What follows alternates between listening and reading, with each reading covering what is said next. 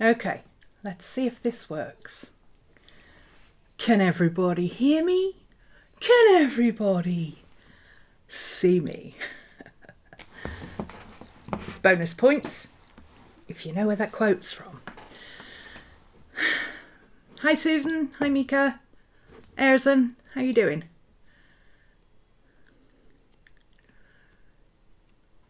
You're on holiday! Ooh, awesome! This is what we like to hear. Everything's working. Awesome. Oh, it's very clear. Excellent. I figured out how to stream without having to go through Zoom.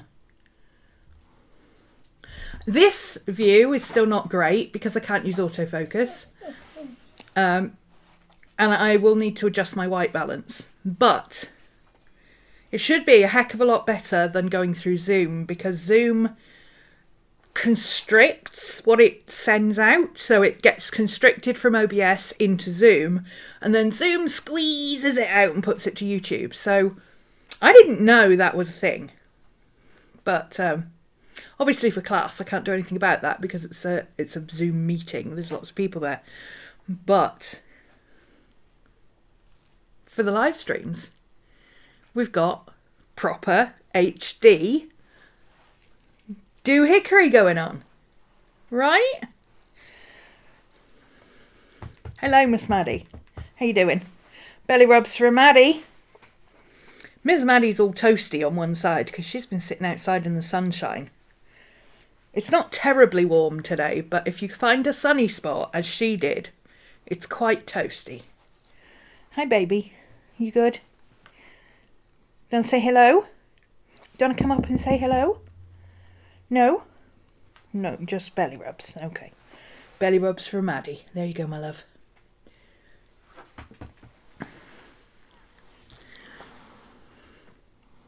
Oh, extra belly rubs from Auntie Mika, look. Extra belly rubs from Auntie Mika. Look at that. Okay, you're going to go sit out in the garden? You can sit out in the garden in the sunshine, my love. Go sit in the garden in the sunshine while it's still sunny. Go sit in the garden while you can still find some sunshine. Yeah? Yeah. Go on then. You're a good girl. Oh, kisses. Thank you. Such a good girl. She turned 12 last week. My Maddie did. My love. So that's been fun.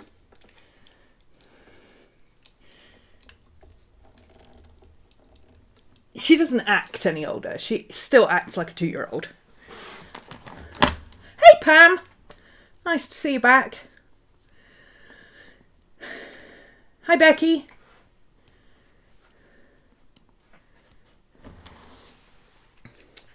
Okay, today we're going to be, as the title says, sploshing some gouache around.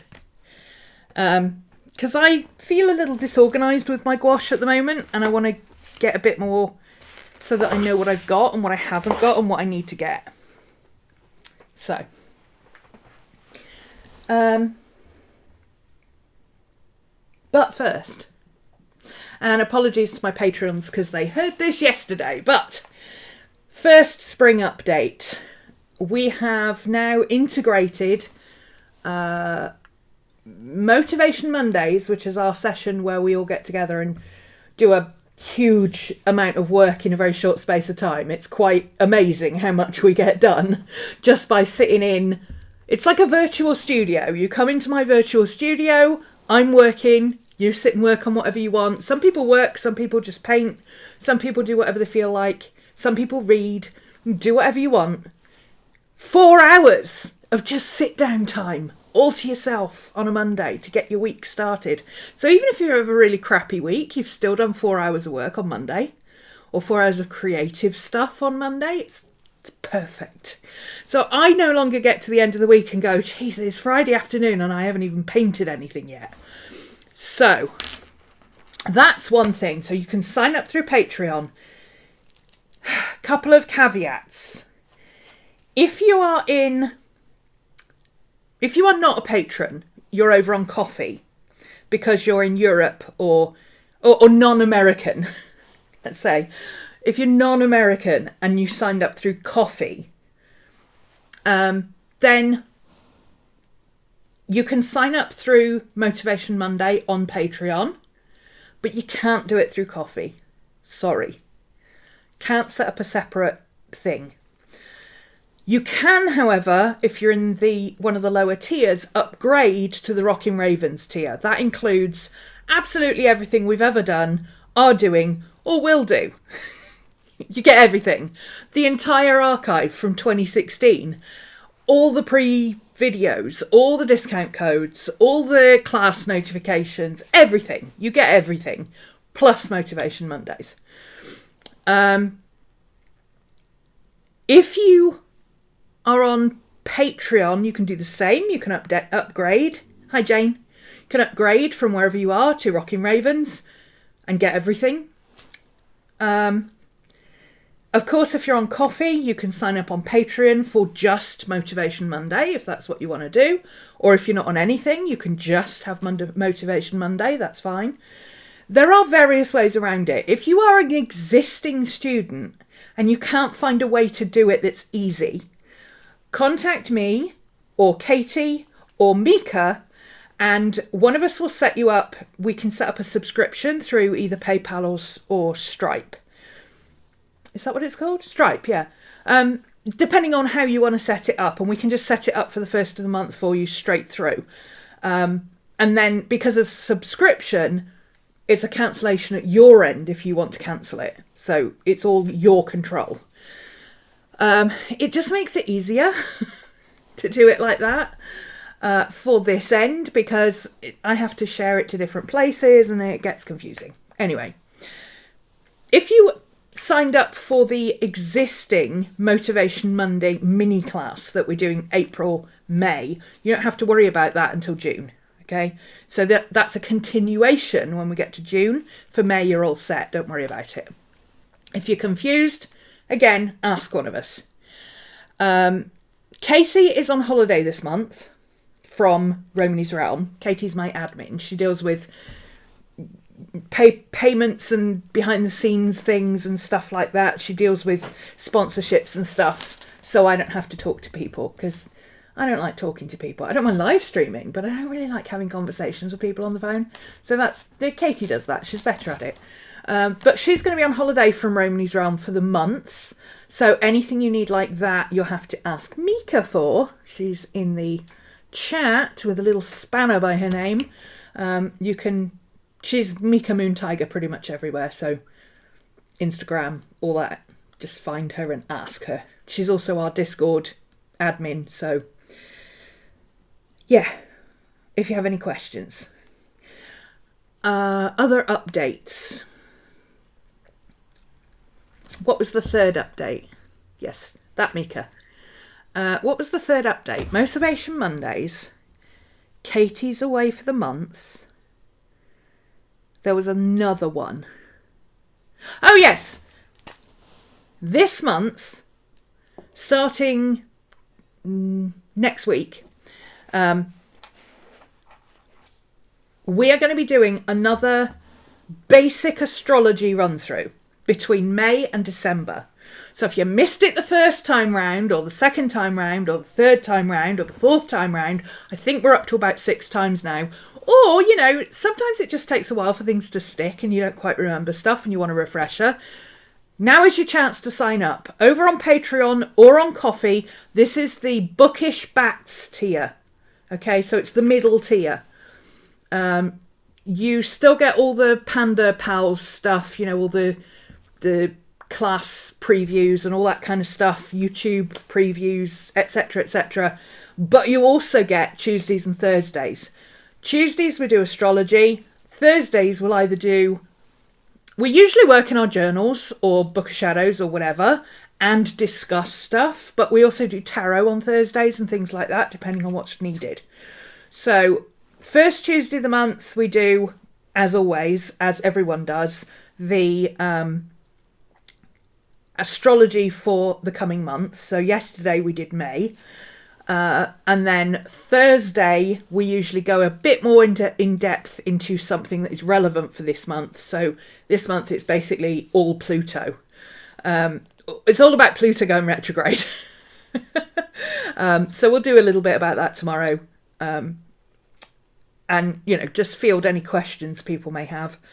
And then starting next Tuesday, right at the beginning, starting with getting your chart, printing it out, and looking at it and saying, what am I looking at here? What are all these weird scribbles?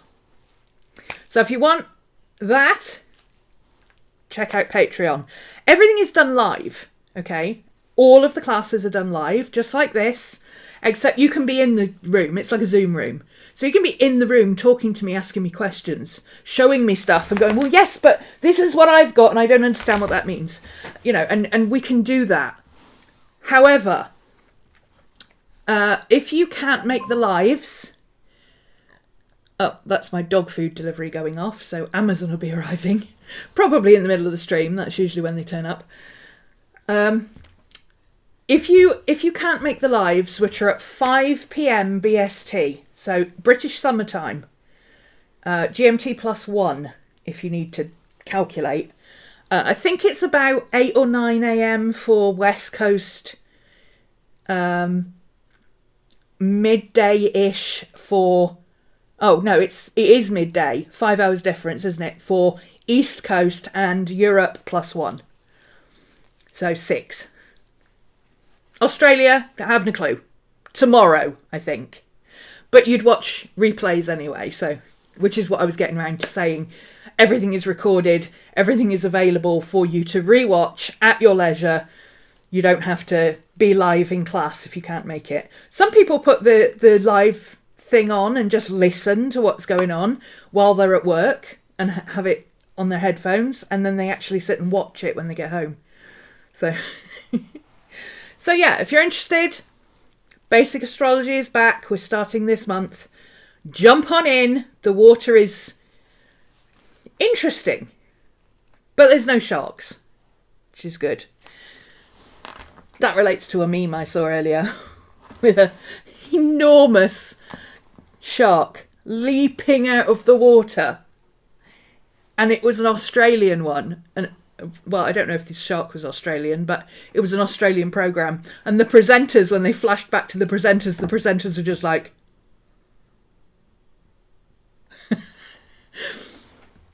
if the Australians aren't having any of it, you know it's bad. You don't want to go in that water. Hey Rish, 2:15 a.m. for you, yes. Bit tricky. Oh, and what side of Australia are you on? Because there's a time difference there as well, isn't there? Are you below me on the east coast or on the west coast, or are you on the other side? Because there's, I think, an hour difference. Good old Carl. Yes, Carl! Oh, I can never remember his name. Starts with an S and ends with an H. It's a Polish name, I think.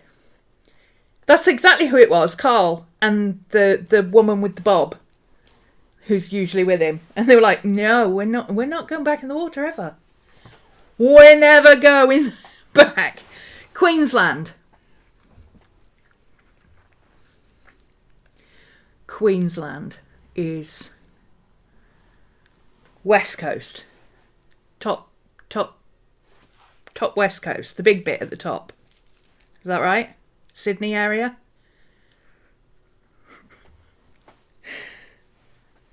My Stevanovic, thank you. I think that's how you say it.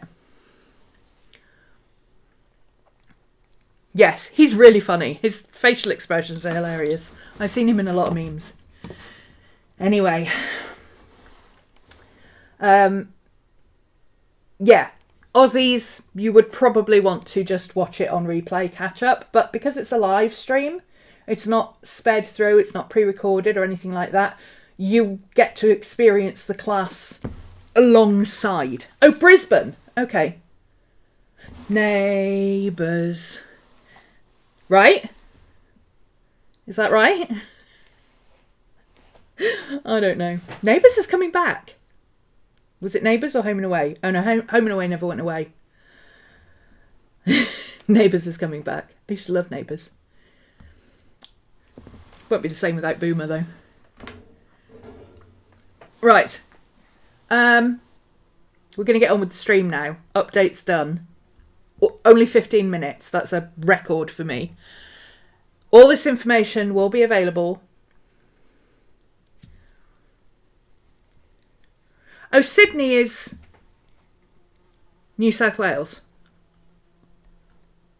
Right, okay. I've got vague ideas of where things are, and there's nothing in the middle. Neighbours is actually filmed in Victoria. Okay. I'm not sure where Victoria is. Top middle, is that right? Home and Away needs to stop. It's been going on for far too long. I like Neighbours though. Neighbours was funny.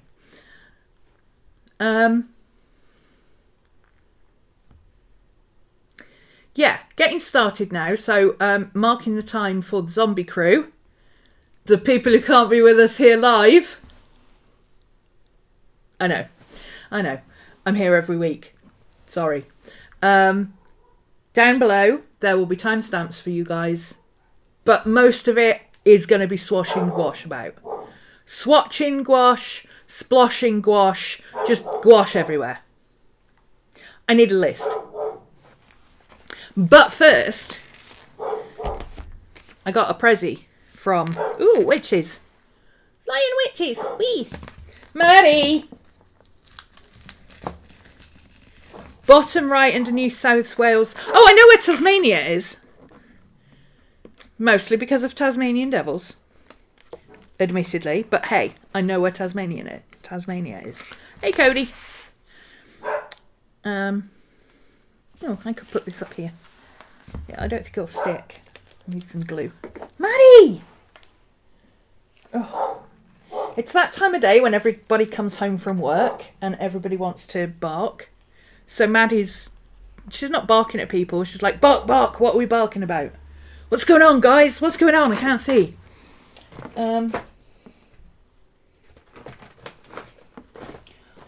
Where, oh, where has my glue stick gone?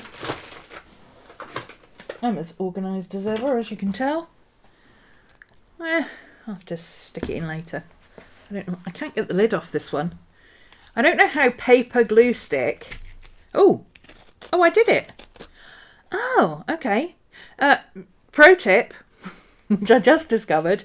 If your Pritt stick sticks like mine did, I don't know how paper glue stuck plastic to plastic, but it did. But if that happens to you, tighten it. Don't undo it.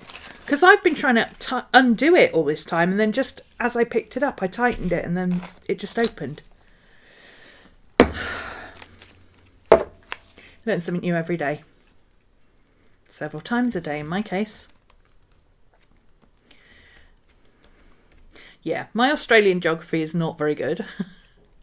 But it's slightly better than my American geography. Which is basically California, flat stuff, hot Texas, and Pennsylvania. Big ocean. That's essentially it. Okay, that won't fit on there. Let's put it on today's then. Cover that bit. Is there anybody who doesn't cover that bit with washi tape? Okay, so I'm using my 100 list because I know anything else I would want. Hey, Bun! Yes, I fixed streaming from OBS to YouTube. I figured out how to make it work again. It wasn't working before. So we don't have blurry... Hey, Katie. It's the least sticky washi ever, yes. It doesn't stick to anything. But it does if you use glue stick. Yes, that's what just arrived today. It's from the Katie.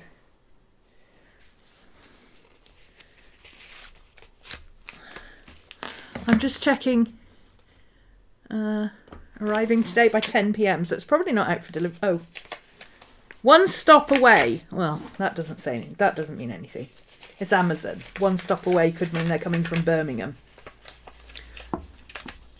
We are on HD. HD. The delay is phenomenal, but we have stuff. Oh, this is cool because I literally just finished up the stuff you sent me last time, Katie. Katie had a big box of stuff to send me, and she said, I've got this big box of stuff, but they wanted like $40 to send it to you, and I can't do that. I said, no. Fold it up, put it in little envelopes, send one envelope a month. I'll be getting mail for like 3 years, it's fine. She's like, oh, okay, I'll do that. So every month I get a letter from Katie. Ooh, stickers. Those are stickers. Ooh. With the exception of now these, every sticker you see in this video is probably one of my buttons. Ooh, heart attack help. Interesting. Internal organs and things. Love it. Slice of a brain. Interesting. Ooh, cute stickers. She went to a convention. I bet she's picked me up stickers from all the different artists. Oh, Ro, I like that. Oh, I thought that was a skull for a second. It's not. It's a cup of tea and a... It looks like a skull that way round. These are cool. Doggy. Ooh, that's good. Somebody Stevens. Circular economy, recycle, environment, reuse, manufacturing, waste, consumer, resource. I think you should have gone that way. Okay. Seed things and stuff. Oh, this is cool. You never know what you're going to use. Body of work. That looks like a coffee cup to me. That's where my brain went. Yeah, first class stamp. It's a lot easier. I'm the same with Bun. I say, don't ever send me a big thing of stuff unless it's absolutely necessary. Just chuck it in an envelope. If you can chuck in an envelope, I'm good. There's no reason to be spending lots of money in this economy. Oh, this is cool. Ooh, look at that. I don't know what that building is, but this is really cool. It's really, really, really thick vellum. Like, seriously thick vellum. But it's printed on the vellum. Isn't that cool? This is awesome.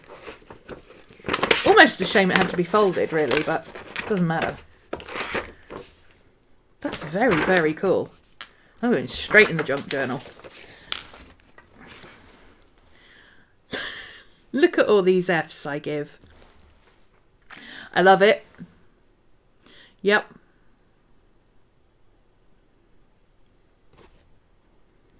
Oh, a little shark on the back of there. He's cool. Teapots.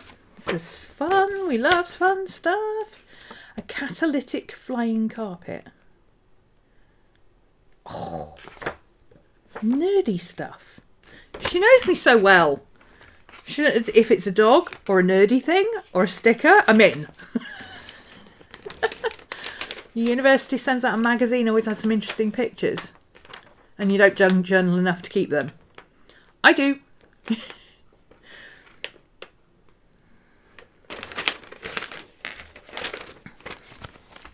Oh, he's cool. These markings. Fascinating. It's a gecko. Oh, okay. And then we've got some cool deadhead moths. That'll fit there. There we go.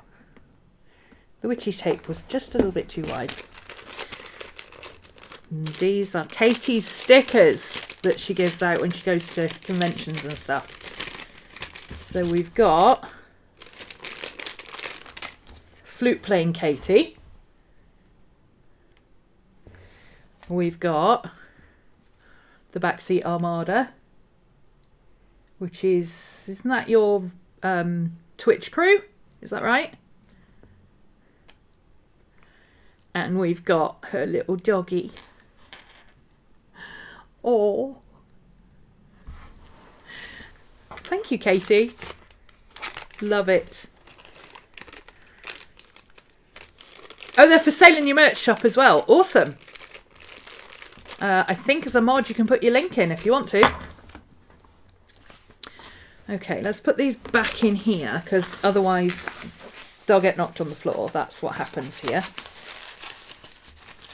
Okay, we'll put them back in that way because obviously Katie's magical and just somehow makes things fit into very small envelopes. And I can't. Check our delivery status. Oh, still miles away. Okay. So, gouache. I have lots of different types of gouache because I've been a bit obsessed with gouache. I love the fact that it's kind of works like oil paint, but also is like acrylic, but not as plasticky, and it's matte. And it scans really well, and it mixes really well, but it's not it's opaque, but it can also be washed and watered down. So I'm very into gouache at the moment. This is my good gouache. I also have a crappy palette full of Reeves gouache, which is great for just sloshing colour around. I use that a lot in my planner or my studio sketchbook where I don't want to use good, really high quality materials, but they're good enough. You know, they are cheap crap, but they're not so crappy they're unusable. The Reeves gouache is a really good one to get if you have never used gouache because it's really cheap. And I also have this one. So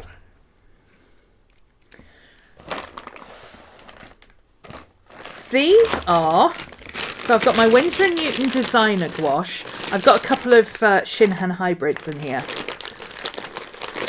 I liked these when I got them. I like the way they blend, and you know they're a mix between watercolour and gouache. I haven't really used them enough to know if I like them.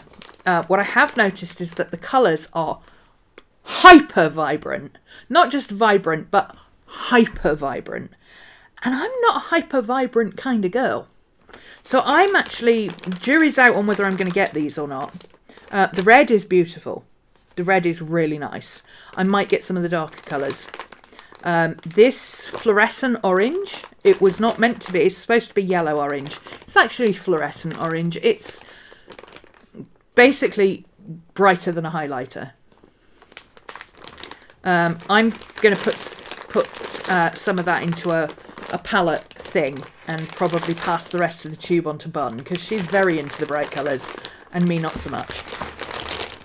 And then I've got, sorry, stop talking while you're rattling bags.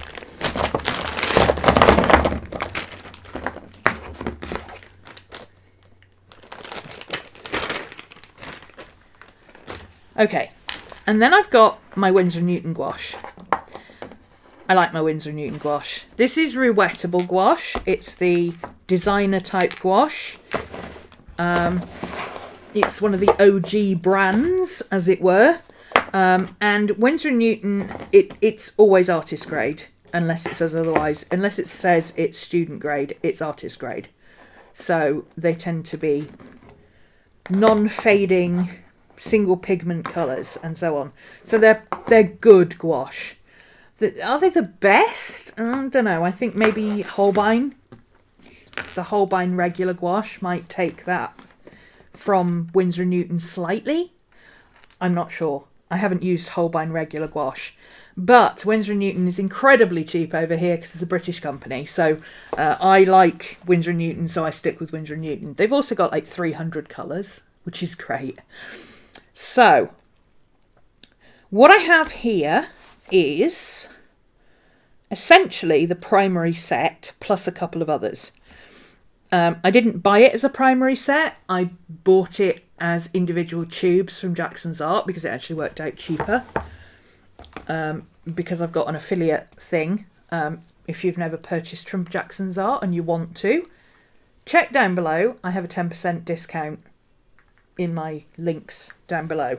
I get a few points that gives me a few pence off stuff.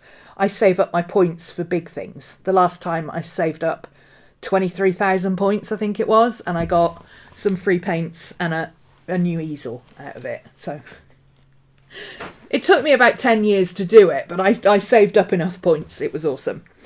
Okay, so here's a tip. I struggle with these paints because I literally can't see the colours. It's hard enough looking for one tiny little speck of colour on these white tubes. I always put a washi tape on the white so I can find it, and I always put a washi tape on the black that I like to use so I can find it. This is not actually ivory. Yeah, it is. It's lamp black. This is the blackest black.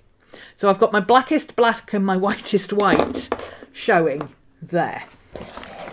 So let's make a list. So we've got, we're going to start here with Winsor & Newton gouache. I've already swatched them all in various sketchbooks, but I do want to do some colour mixing to see what else I can get today, which is why Splotching Gouache is the title of the video, because we are going to splosh some gouache around.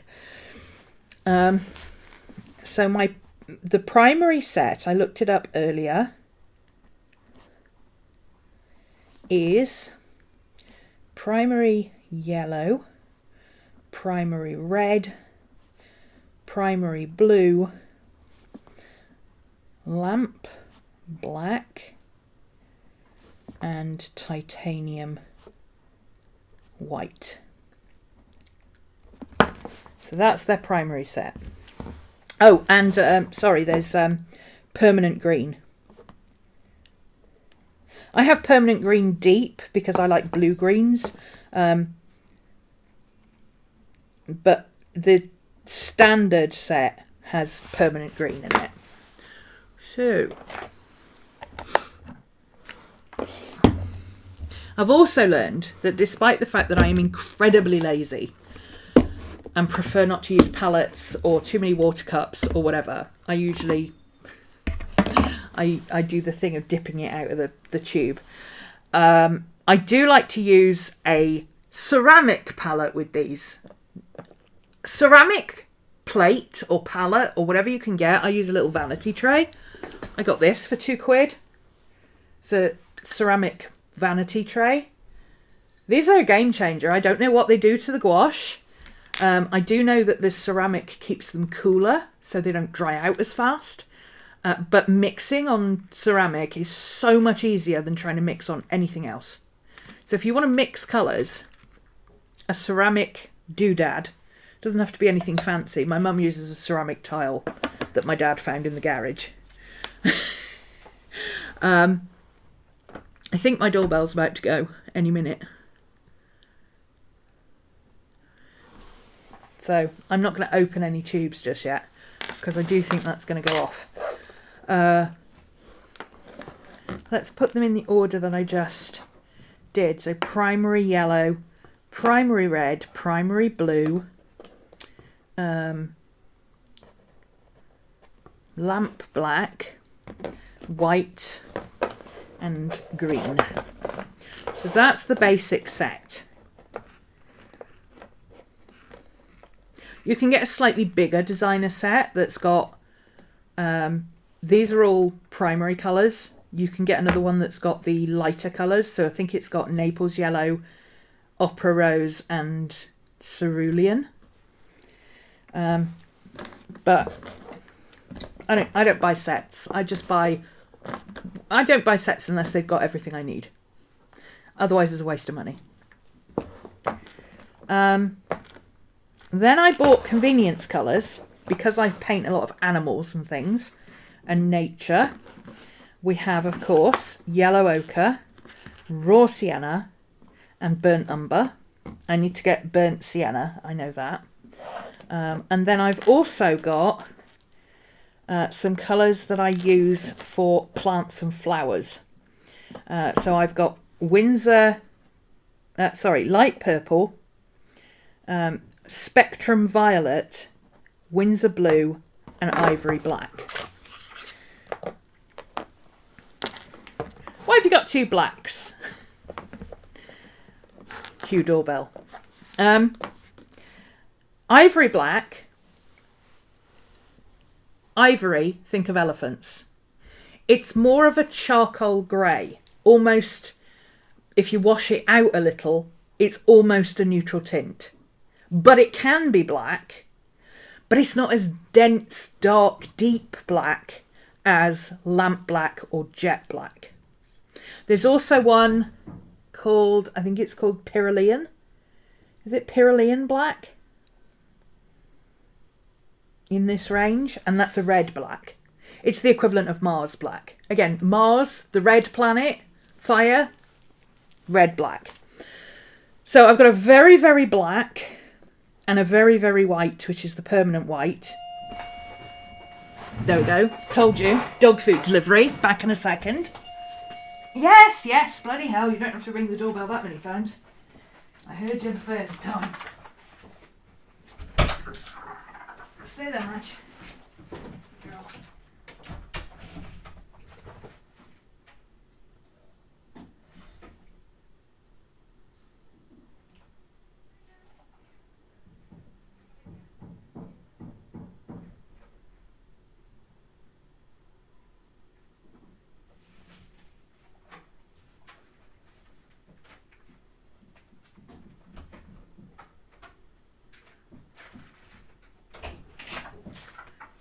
Yes, yes, I know, get back. It's your chews, but you're not having them yet. Good girl. Alright, there we go. Hopefully no more interruptions. Good girl. Where was I? Blacks. Yes.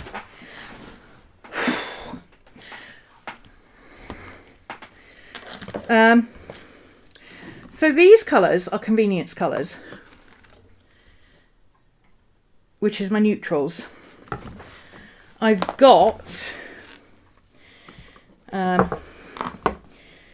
neutrals, yellow ochre, ooh, a bit out of breath, raw sienna, and burnt umber. And I also need to get burnt sienna, which is my favourite colour when I'm urban sketching. I use it a lot. So I don't have that one yet. That needs to go on the list. And then these colours I use when I'm doing plants and stuff, because these purples and blues, don't move the camera, sorry. There you go, fixed it. Purples, blues and greys are what I use for mixing greens and shadows and dark colours in foliage. So what are we going to call these? I'm going to call these my shadow colours, because that's mostly what I use them for. Shadow colours. So I've got light purple,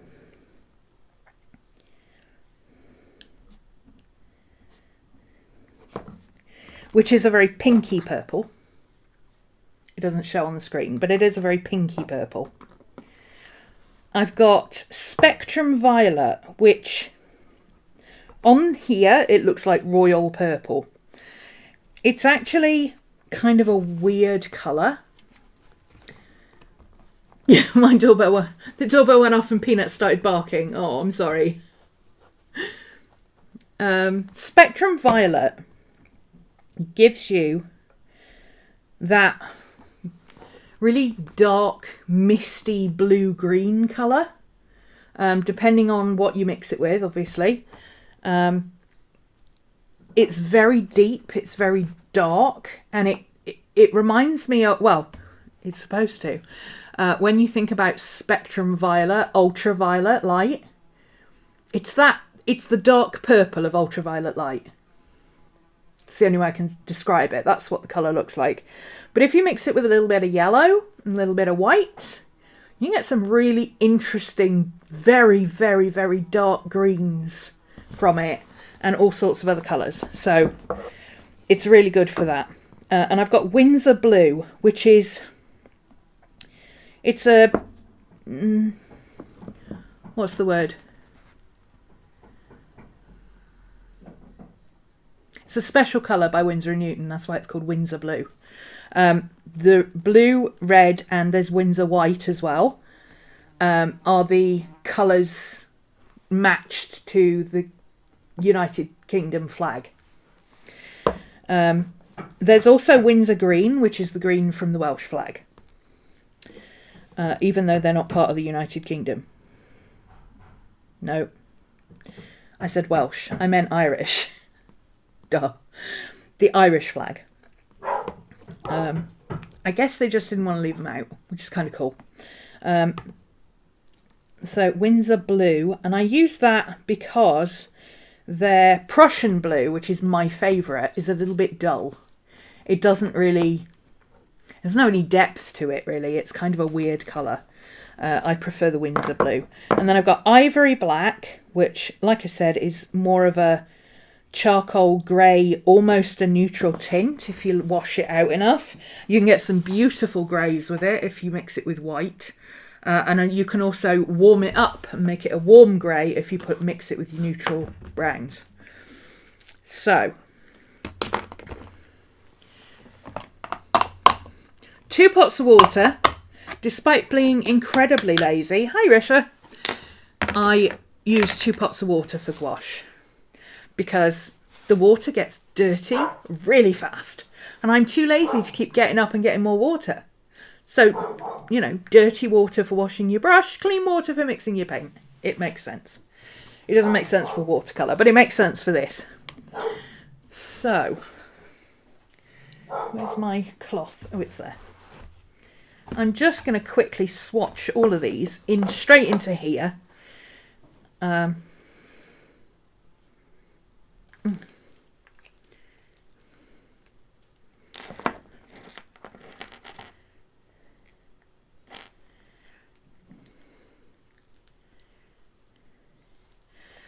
Permanent yellow.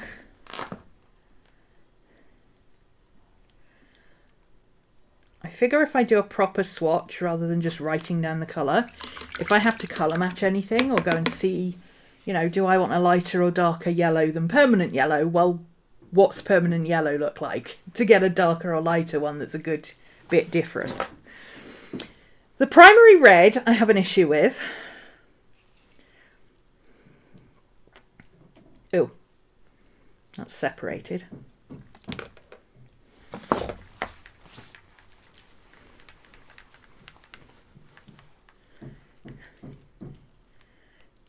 There we go. The primary red I have a bit of an issue with because it goes pink. But I guess that's, I mean, even on here, just look, that's pink. It's not red. That is pink. It's almost the same colour as Opera Pink in Daniel Smith. That is pink. It's not red. I mean, I know I'm colourblind, but I'm not that bad. This is red. That's not red. It looks red on camera. You don't know what I'm talking about. But trust me when I say it's actually very, very pink. See, it matches the inside of my cover. This is pink. And it matches my cover. Yeah. Which is, it's actually okay. I bought the Shinhan red because of that fact, because I knew that permanent red would be very red. It's actually the same colour as the Scarlet in the Holbein, which is a red red. It's this colour red. But this actually is more magenta, which is actually better for mixing. Because this blue is not... It's primary blue, but it's more like cyan. So I've actually got like CMYK colours, but they don't call it that. See, it's not a very deep blue. It's certainly not a royal blue. It's more... In any other set, I would call it... Yeah, it's not a red like cadmium red. In any other set, I would call this cerulean. It is not a blue. That's Windsor blue. So it seems like their permanent colours are the CMYK equivalents. It is the donkey cover, yes. I love my donkey. I must have the oldest cover. I think I'm the only person in the world who doesn't buy a new cover every year. This is from 2014. Yeah, 2014. And it's still going strong. And I like it because, I mean, look at it. Does it look grubby? Yes. Did it look like that when it got here? Yes. Has it got more dirt on it since? Yes. Did it make any difference? No. So for me it's perfect because I get all sorts of pen marks and crazy gunk all over it. And, you know, I wipe it occasionally with a damp cloth just to take off the surface dirt, as it were. But you can't tell when it gets dirty, and I love that. I don't want to be dealing with, oh no, I got some pen on my leather cover. No, I don't care. I get pen on this, it enhances the artwork. Yeah, I only buy a new cover if I buy a new size. Because obviously then you need a cover, but yeah, I love this cover. I've even grown accustomed to the bright pink. I didn't like the bright pink originally. I did wish that they'd done the bright orange to go with the donkey that they did with the cat. But it kind of grown on me over the years, and I don't know, I think I'd miss my pink if I didn't have it now. Plus it's getting dirty and grubby, so, I mean, that's the colour it was to start with. It's quite a significant difference. Right, lamp black. I feel like I keep getting halfway through saying something and then getting distracted. I'm sorry. I am a bit all over the place today. If I do that and then I wander off and forget to finish a sentence, just remind me. By the way, you were talking about such and such and you didn't actually get all the way. Finish the thought.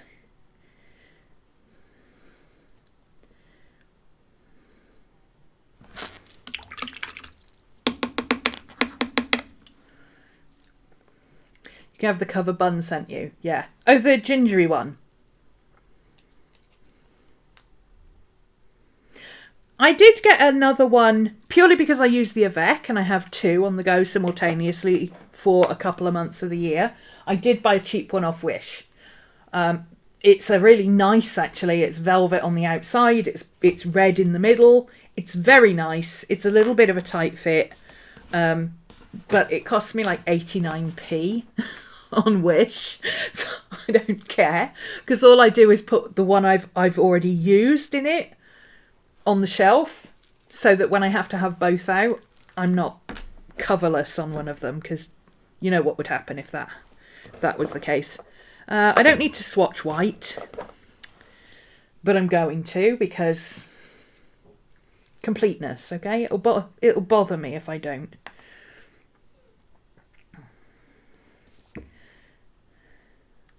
Just do a thin stripe in the middle. Cover up the box and then I know I've done it. It's exactly the same colour as the Hobonichi paper, if you're wondering what colour titanium white is. It's exactly the same colour. And then we've got the permanent green, which I should have done a little bit further up, but whatever. Yeah, I just like to have it, because I have them both out at the same time, sometimes, for a good portion of the year. That's titanium white. I nearly painted over titanium white. Hi, Miss Maddie. What's the matter? What are you telling tales about now? I do like this green. It's the perfect emerald green. It's not too blue, it's not too yellow. You can mix it with blue or yellow or brown or purple or whatever and get some really nice shades of foliage with it. Okay. So that's our primary set. Then we've got our neutrals. Now the neutrals, for some reason, always separate, so I'm going to shake those before I even open them. You have June to December just sitting there. Yeah, pop onto Wish, you'll find them all over the place, especially at this time of year. Because a lot of people are thinking the same thing and going, oh, you know, I could use... Or go on eBay and see if someone's selling one.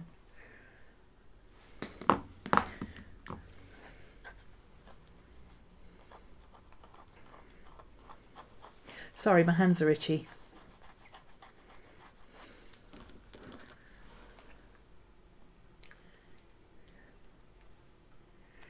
Yeah. It's not essential to have one for both sides of the year unless you have a reason to have both of them out at the same time on your desk and they could get messed up. And, you know, paint, pens, etc. But I put my other one in the black velvet one. I actually thought it was black vinyl when I bought it. I didn't realise it was velvet. Or I wouldn't have bought it because everything sticks to it. It's covered in dog glitter. But I put the one that I finished in it because I only usually pull that out and use it for reference. It doesn't sit on my desk, whereas this one's always on my desk. Gets covered in all sorts of crap. Raw sienna.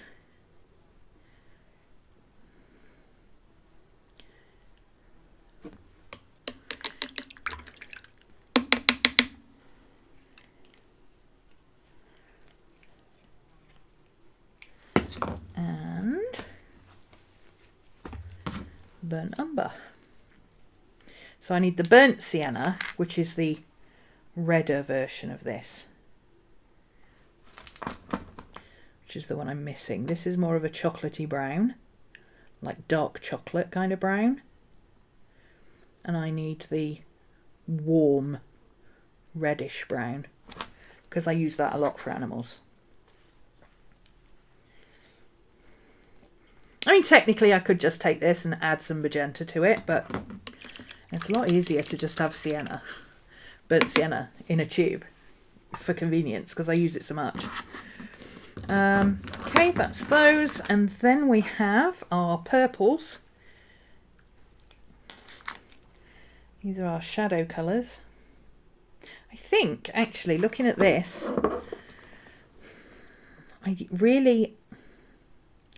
I would like the Windsor red, just because it bugs me that that red is actually pink. But I do have the Shinhan red, and I don't think I really need it. But I haven't tried mixing the Shinhan with the Windsor, because they're a hybrid. I don't know how it'll mix. I haven't tried it yet. Shouldn't be a problem. I don't envision it being a problem. If there's going to be a problem, I would think it would be how much pigment to water ratio you need for one versus the other. So it might be a bit tricky working out what to add to which, as opposed to having a Winsor & Newton red. I think I would like the Windsor red. In which case, I'll do the same with the Shinhan one. This is very thick and gunky, this Spectrum Violet. But it's not the tube, it's just like that. It's the pigment.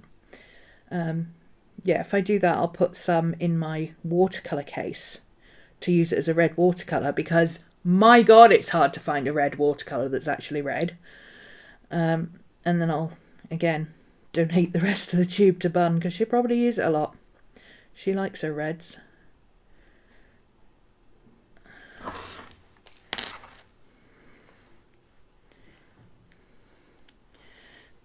That's such a beautiful colour.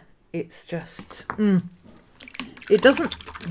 Purple doesn't photograph well, so you can barely see a difference between these two. But trust me when I say the top one is like a pinky purple. I can't think of anything that it looks like off the top of my head, except for things that are in front of me. I can say, oh, it looks like that. That's the same colour.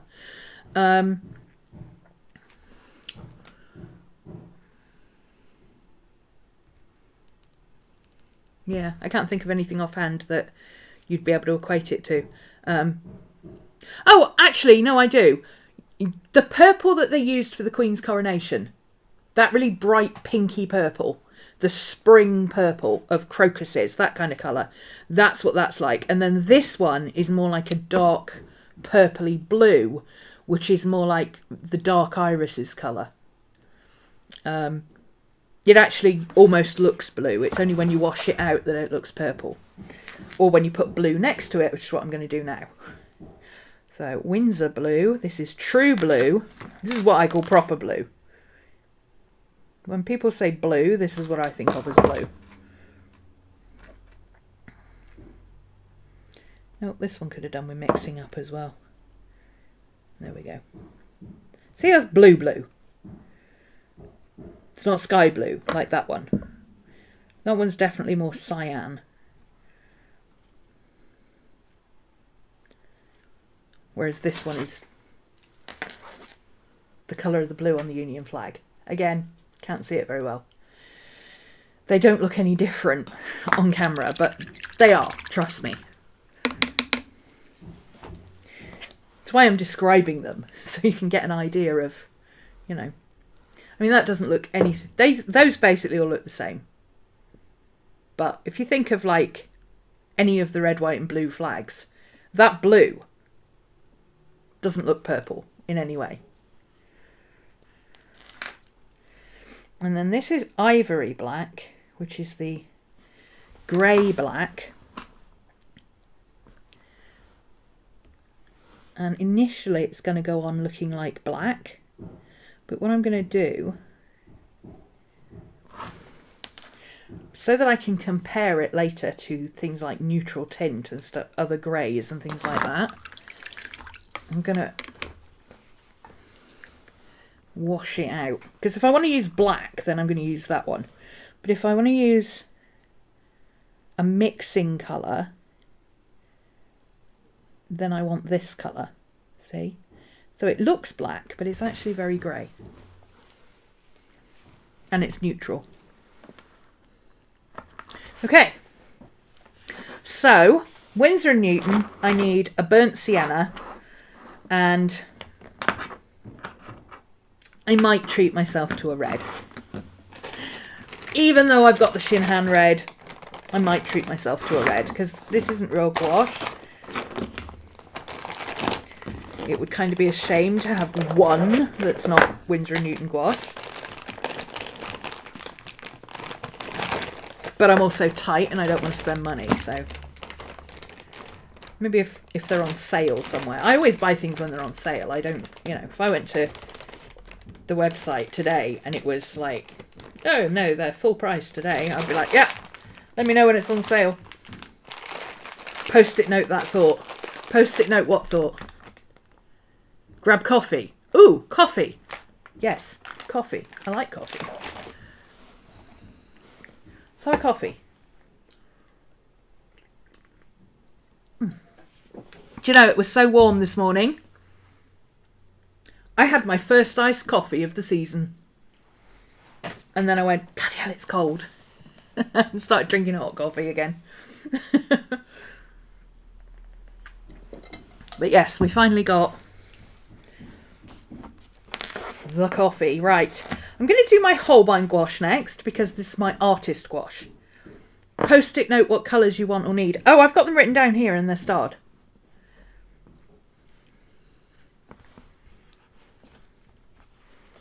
I'm going to do my Holbein gouache next. I have convenience colours that I've picked up that I just can't mix. I use them a lot and I just can't mix them. And then I've got the 18 set of student gouache, which is the tiny tubes. It's quite expensive gouache, this stuff. But oops. Hold that thought. I dropped my Carmine rolls.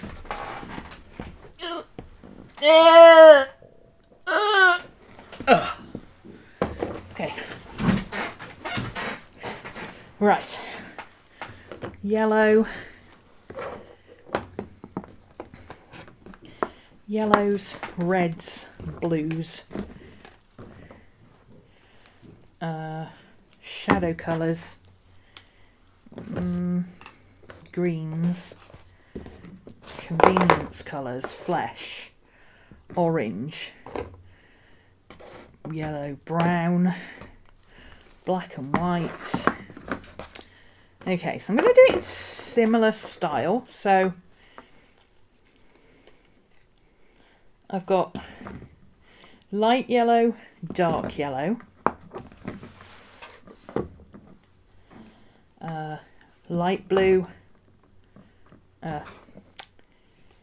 light red, pinky dark red, light blue, dark blue, and magenta. So let's put magenta in there.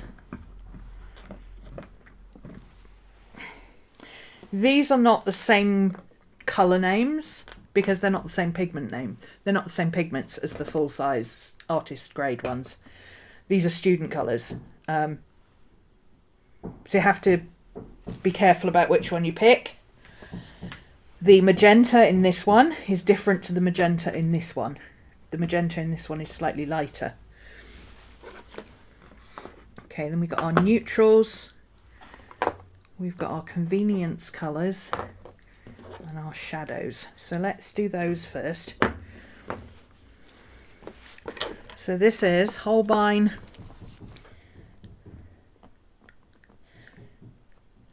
and this is acrylic gouache.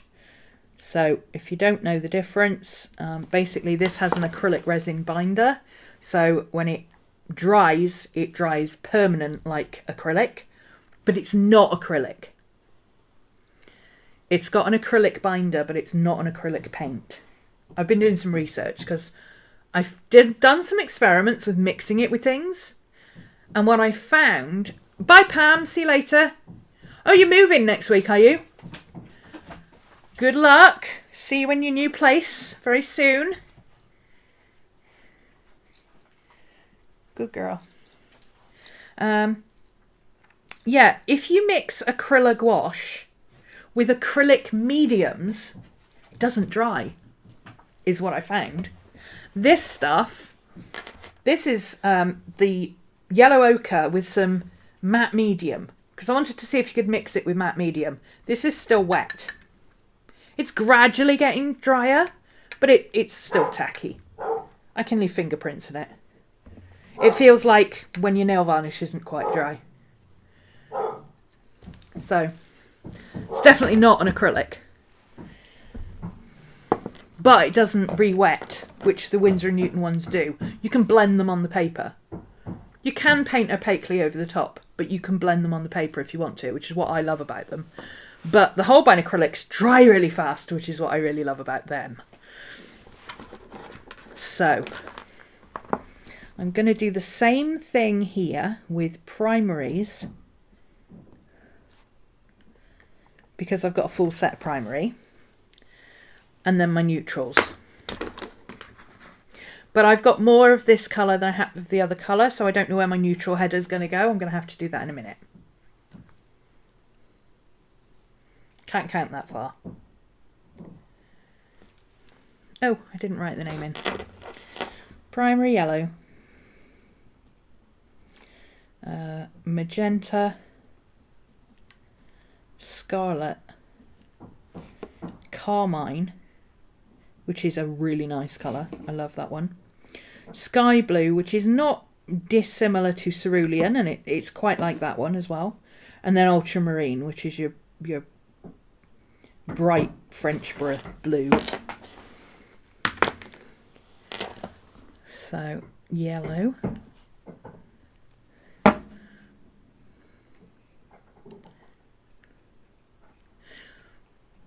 I do find you need a wetter brush with the acrylic gouache than you do with the regular Winsor & Newton gouache. Wrong pot. Oh well. It's only yellow. It won't go muddy. But look how muddy this is going already. This was clean water when I started. Can't guarantee the pot was clean. But the water was clean. Okay. Oh, I didn't put deep yellow in. Well, that's annoying. To put it at the bottom. This is a beautiful colour. I wouldn't mind a deep yellow in this colour, this golden colour. I've seen, what's her name? Jess Carp uses this beautiful golden yellow colour in her underpaintings. So she'll quite often do an underpainting in this bright yellow colour, and it makes everything she does look luminous. And I really like that effect. I think it would be really good for like flowers and flora and fauna and that kind of stuff. You saying you can't count that far made me think of the meme song, I Can Only Count to 4, which is a heavy metal song. Yeah. 1, 2, 3, 4. Did you see the heavy metal dog I posted earlier?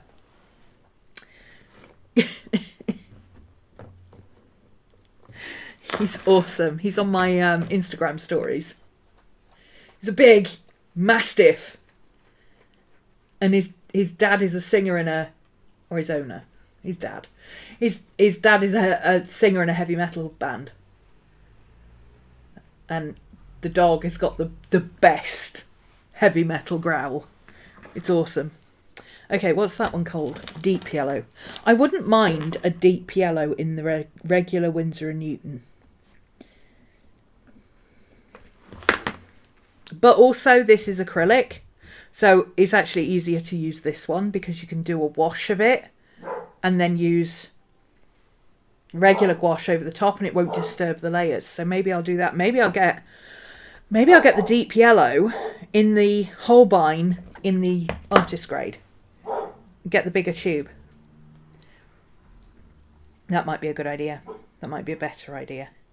This gorgeous pink, which is magenta.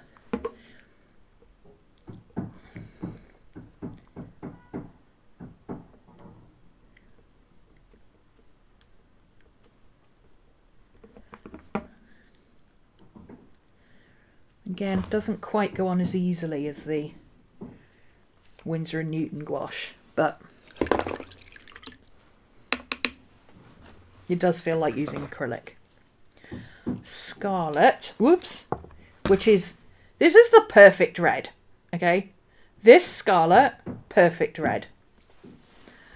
This is what I expected when I opened Primary Red.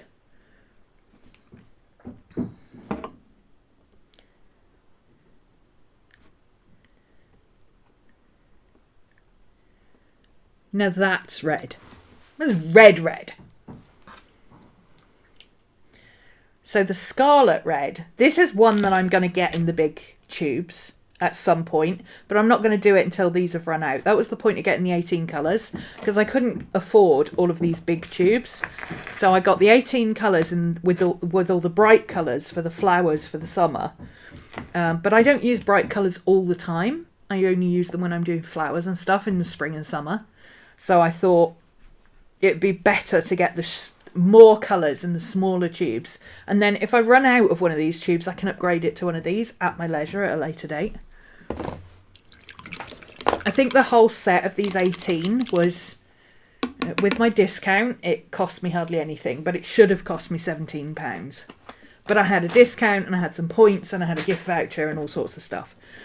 So I think I paid about £5 for it. I think most of what I paid was postage. But these are like £4, £5, £6 a pop. They're bigger, and they're better quality, but still expensive. See, look how that red dries down. That's like proper red. I even could have lived with this. This is like a, this is just dark. It's a dark red. It's kind of pinky, but it's more like just a regular dark red. But that Scarlet, that's what I mean when I say red. And Primary Red ain't it. So somewhere, I've got to go somewhere and test Winsor & Newton Reds. And by go somewhere, I mean I'm going to have to watch a lot of YouTube videos to see people actually testing reds until somebody says, oh yes, that's a proper red. Oh. Or ask on Instagram and say, hey guys, this Holbein acrylic one, is there a Winsor & Newton one the same colour? Because that's what I want. The Shinhan red is actually that colour. This is sky blue, which is essentially, well, it's not really cerulean. It's not light enough to be cerulean, but it's close enough that you could call it cerulean / cyan. It's sky blue. It's what it's called. It's sky blue. It's a very sticky one, that one. A lot of the blues and purples in this Holbein acrylic gouache are very sticky. I've noticed that.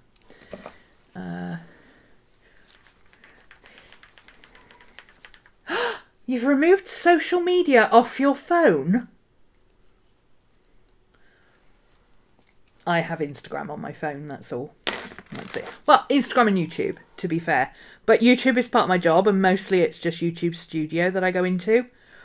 Or, you know, people will post links to videos and I'll save the link to my watch later list, which is easier to do in YouTube itself than in the browser. Because you always have to keep signing in and it drives me insane. This is proper blue. Proper bright ultramarine French Riviera blue. Beautiful. Doesn't look it on camera, I'm sorry. Swatching colours just doesn't come across on camera. I wasn't planning on taking this long to do it. Am I taking too long?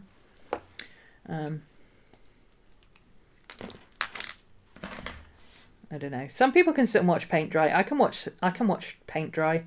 I can watch people swatching colours for hours and hours. It's not a problem for me. I find it very soothing. As long as people are talking, I'm good.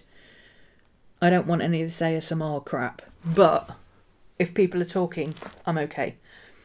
But, I don't know. Some people find it incredibly boring. I don't need to swatch titanium white, but I'm going to.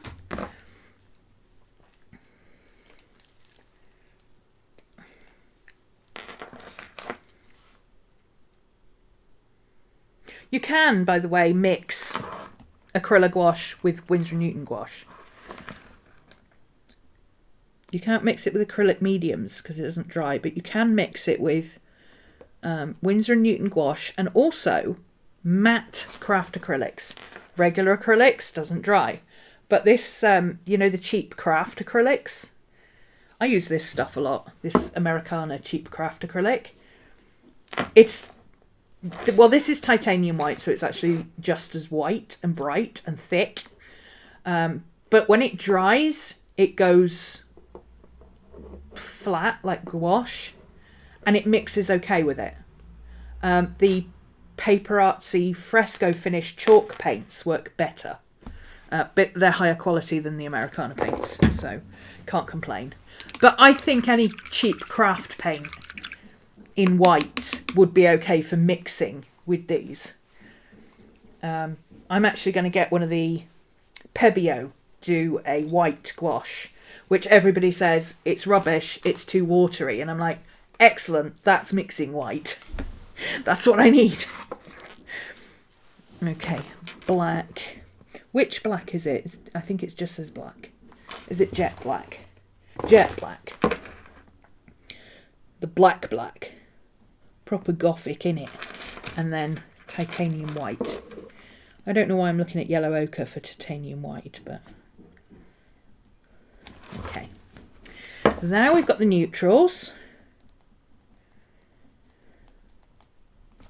I am very lacking in neutrals.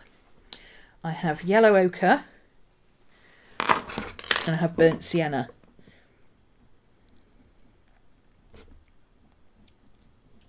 I actually do need raw sienna and burnt umber. I use too much of them to be bothered trying to mix them. It's not worth trying. and then burnt sienna I have. So raw sienna and burnt umber, I need those two. But I have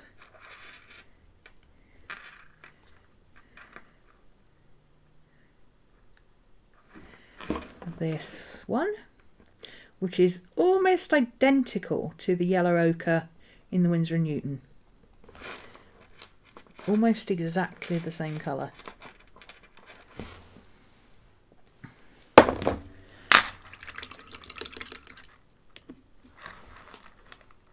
And yes, I put grease around all of my tubes. That's why I can open them so easily. My hands are not what they used to be. I can't be doing with all these tight little things, trying to grip them and get them open. I put Vaseline around my tubes. And every so often I clean them off and I redo them. It's a nice Sunday afternoon activity with a damp cloth, just wiping them all clean and putting some more Vaseline on. I've just put that in the wrong spot. Excellent. Well done. Well done. Perfect. Just what we needed. Right. But it's acrylic gouache, so it doesn't matter. I'm going to put it down here where it should be.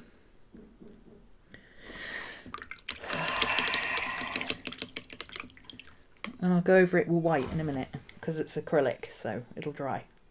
Acryla.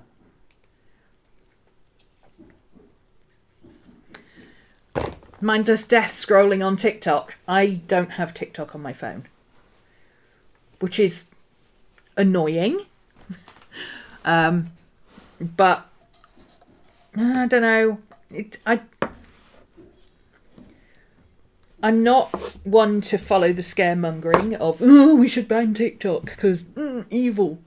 But I looked into the connections with the whole, you know, basically if all the Secret Service type people across the world are saying, we're not having that on our phones, and recommending that people take it off their personal phones as well while they're at work, then that's good enough for me. I'm like, yeah, maybe I don't want this on my phone. So I've taken it off. I don't like TikTok anyway. I prefer the editor for the reels on TikTok to the one on Instagram. But for the amount of time I do reels, I could just download it, record the stuff, edit the video, download the video, and take TikTok off my phone again. It takes literally seconds. So,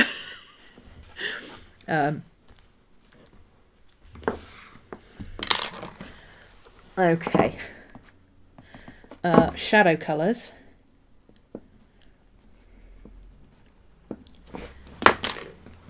Now, the reason I have more convenience colours in this is because, one, I bought a set, which I don't normally do. But also, this is acrylic. I keep saying that. But because it dries, it's really hard to mix a colour on a palette. And then you go back and your colour's not there anymore. Yeah, well, I can't use it anymore. It's dried. It's dry. Dry. So it's easier to just have convenience colours, which is why I wanted the bright colours. Whereas with the Winsor & Newton gouache, because you can re-wet it indefinitely and mix it on the paper as well, I'm not really worried about it. I can mix greens to my heart's content. Look how dirty that water is. This is why I have 2 pots of water. Okay, just these swatches, and that's how dirty my water is. And I'm not even using a lot of paint. Yeah, Emily's put it on an old iPad. I have an old phone, but the trouble is with my old phones, either the screen is broken, so I can't actually use it properly anyway, or the battery no longer charges properly, which means I would have to permanently have something on charge all the time. I can't be bothered. It's actually easier to just download TikTok as and when I need it. Because on an iPhone, instead of you can remove an app completely, or you can save the data from the app and do a quick download of it. So you can delete the app completely, or you can just remove it from your phone and it stays on your iTunes account, on your App Store account. So that's what I do. I just re-download it and offload it. Offload, that's what they call it. So instead of deleting it, you offload it. So it retains all the data. It's just easier. So nobody can access anything except for the 3 or 4 minutes it takes me to record or edit, actually, because I don't record in the app, just to edit footage and download the video. So I just opened the same colour twice. That's what happens when you're getting distracted. So that's violet. We've already done that one. And this one is Prussian blue. I'll wait for that to dry and then I'll paint over it with the Prussian blue. That'll be fine. And I will use some white acrylic to paint over that accidental swatch of brown. Oh, there we go.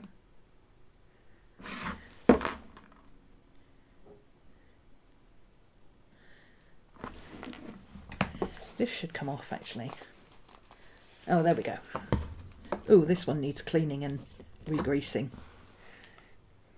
So does my black, actually. There we go.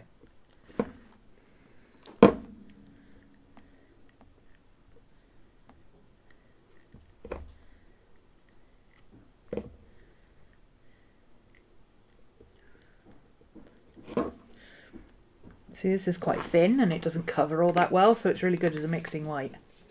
Look, time, getting on with some work. Lurking and working. That's the way we do it, baby. I don't know where that came from.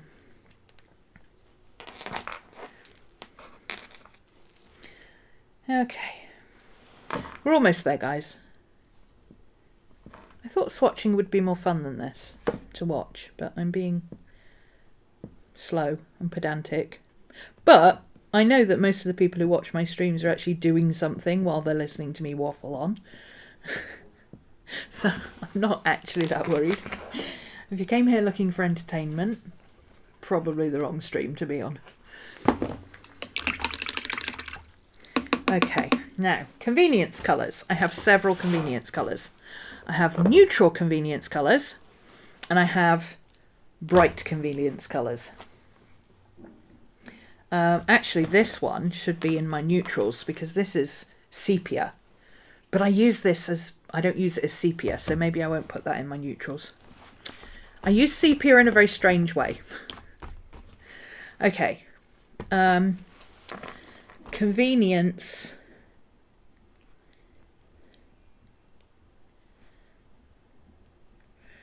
Brights. And let's put this convenience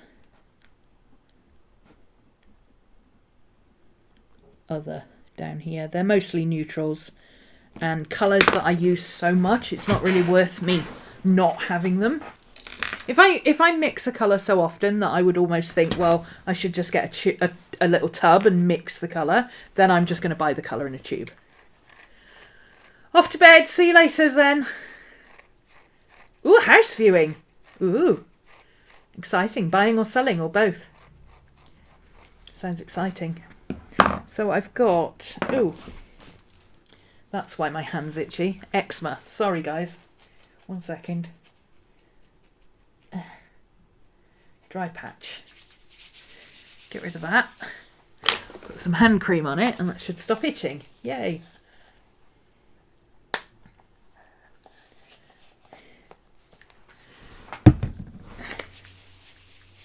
Oh, there we go. That's better.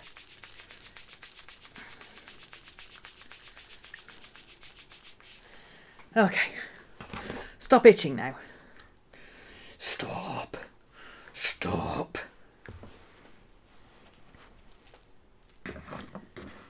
Buying. Ooh, exciting. See you next week. Okay, convenience bright colours. This is a really weird... This is called Jaune Brilliant. Jaune is French for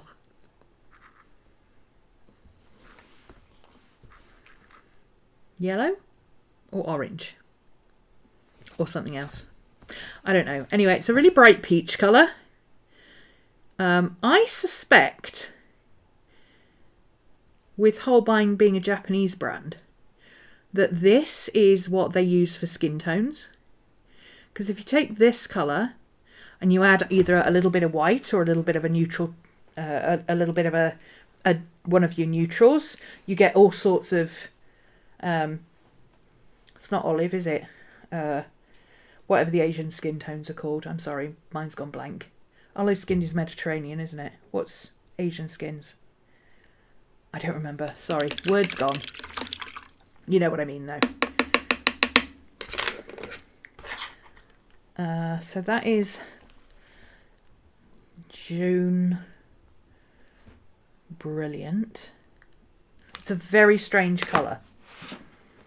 Very strange colour. Don't really use it much. An orange. I don't actually like orange. I know. And I really only use yellow for mixing green. I'm not a big warm colours fan. I like red, proper red. But I tend to paint things that are red in proper red. But I don't really use orange or yellow very much. I don't use orange at all, but I don't use yellow for anything other than mixing, really. Well, I use orange at Halloween, but, you know, who doesn't? And that's pretty much the only use I can think of for orange, is to draw pumpkins. Okay, so that's the, that's orange.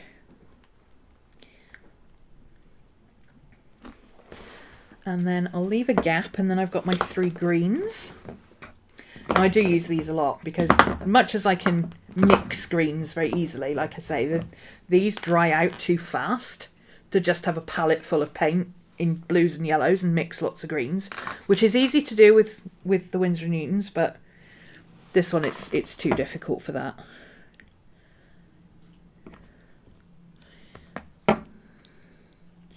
So this is my favourite, light green, which is, if you've got spring green from the Holbein watercolour set, that's what that looks like. So, I know for a lot of people that won't mean anything, but if you're trying to gauge these colours on the screen against what you know, this light green right here in the Holbein 18 set, student grades, is the exact same colour as spring green Holbein watercolour tubes. It's just a base for you to be able to find what you're looking for. I've seen other people do that in videos where they'll say that a particular colour is a dupe for another colour, and I find it really helpful.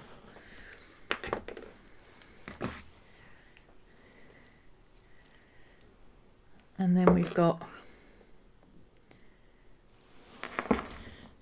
the interestingly named green, which is exactly the same colour as permanent green middle. So it's not the same as this, because this is permanent green deep, because I like the darker greens. Permanent green middle, which is the one from the primary set that they actually sell as a set, is the same as this green in the Holbein acrylic. Holbein acryla. Oh my god.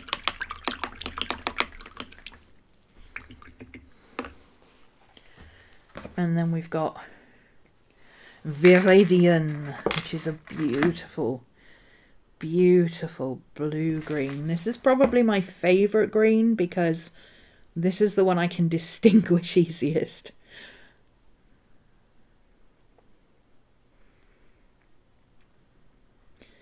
I think it's something to do with the amount of blue in it. I can spot this one. And the cobalt colours as well, I can spot those. Everything else I just do by tone, honestly.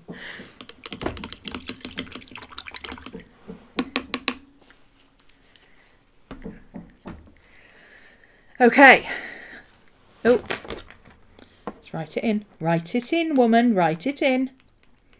Green and Viridian. Okay. So all of those are the basic colours. The basic 18 colours. These are convenience colours that I purchased separately. This one is actually the one that I purchased. I like purple, okay? I just like this particular shade of purple. It's a very me colour. This is the lilac. There's two very similar ones. One's lilac and one's mauve, I think. Mauve is a little bit bluer. This is more to the pink. And then I've also got sepia, which I'll come back to. I've got ash blue. I love the ash colours in these. They are so muted and such pretty colours. Then I've got ash rose and I've got pale peach. Now, pale peach, obviously, I picked up because, hello, skin tones. But also, pale peach and ash rose. I do a lot of animals. Ash rose is the exact colour you want for the base colour for paws, paw pads on most animals, and for the fleshy parts around the nose. And then the pale peach works really well as a skin tone for Caucasian, but also it works really nicely for lightening this. Because if you put white in an ash colour, it goes really weird. It loses its vibrancy, presumably because it's an ash colour, it's a grey. Whereas if you mix it with a very, very light colour, that is also vibrant and matches it tonally. You can see these two go together really, really well. It retains its vibrancy. Okay, so the ash colours, don't mix them with white. Mix them with a very, very light colour. One of the colours that's listed as pale something. And then it will retain its vibrancy. There isn't another word for it. I'm sorry. I'm saying that word again. So, pale peach. This is actually quite bright. But that's what makes it good for mixing with an ash colour. If you want to use it for a skin tone, mix it with something else first, because it's very weird as a skin tone. Oops.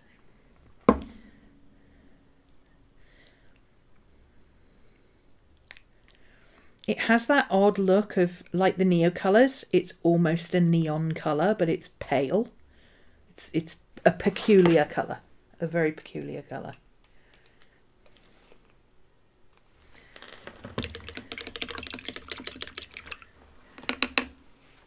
And then ash rose. This is a beautiful colour. This is well, it's a pink grey.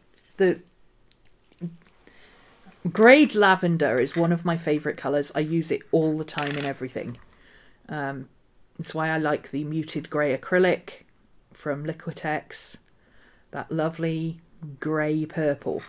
It's like moon glow and, you know, all those colours. I love lavender greys. But look at this. This is such a perfect colour for using as a base for all the light areas on darker coloured animals. The pale colour actually is quite good for white animals. If I was going to draw a polar bear, I would colour it that colour first and then do white over the top.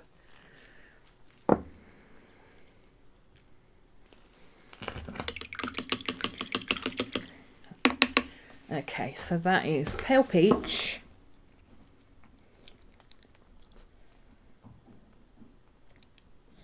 And ash rose.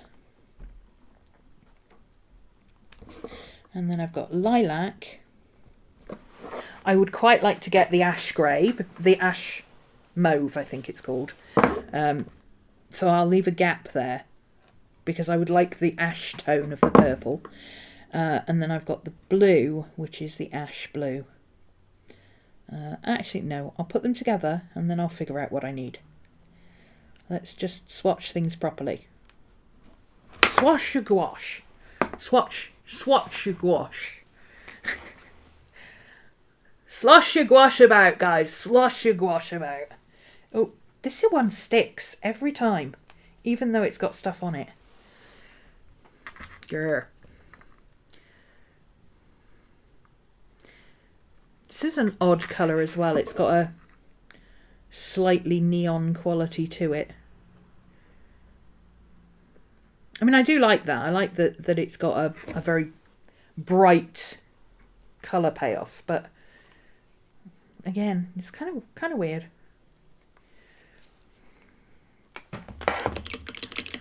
So there's that one. We're nearly at the end. We're nearly at the end. We're nearly there. Maddie, stop.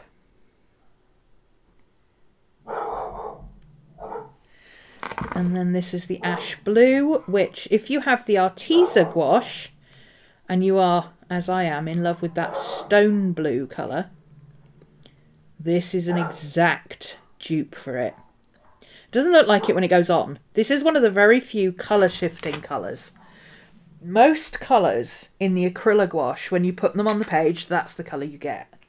Unlike regular gouache, where lighter colours go darker and darker colours go lighter. When they're wet, these are mostly the colours that you get, with the exception of the red colours. So that red and the carmine and these two orange-based ones and the burnt sienna, that dries lighter than you think it's going to. And this blue beige, ash blue, sorry, blue beige, what am I talking about? This ash blue colour shifts very slightly, but it's still a beautiful colour. Now this is sepia. This is the darkest sepia colour I've ever seen. It's not like sepia. Okay. I use this for when I want to darken a colour, because you can't put black in to darken a colour. Well, you can, but you're not going to get very far. I use ivory black for the regular gouache. But this sepia, I was surprised by how dark it was. And I use this for my dark mixing colour. Look at this. It is like, you know those packs of chocolate that say 95% cocoa on them? That's the colour it is. And it is great. Again, it does the same function as the pale peach with the ash colours. Because it retains its vibrancy, it doesn't flatten the colour that you mix it with. So you can mix it with a colour to tone the colour down a little bit. Or not tone the colour, darken the colour down a little bit, reduce the value of it. But instead of muting the colour, which is what black does, black or grey will mute a colour and desaturate it. Sepia doesn't do that. Or this sepia doesn't do that.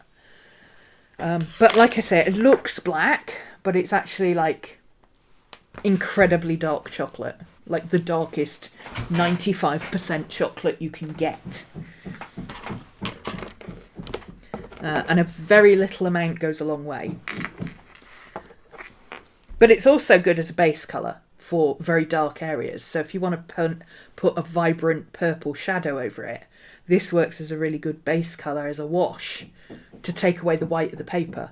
And then you put the vibrant colour over the top and your shadow will actually look purple instead of just kind of looking pale. Okay, that's all my colours. Now, I already know what I want in this set. And I'm thinking about getting it because it is on sale at the moment where I've seen it.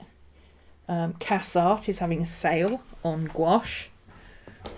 There is a CMYK colour set like this in the artist grade of this. It's 30 odd quid. Still, even on sale, it's 30 odd quid. But if you look on Amazon, it has to come from Japan and it costs a lot more than that. It's like 50 odd quid. So, and Jackson's Art even have it for quite a lot. So, but it is cyan, magenta, yellow, primary yellow. Is it primary yellow or permanent yellow? Is one of them. Black and white in the 20ml tubes.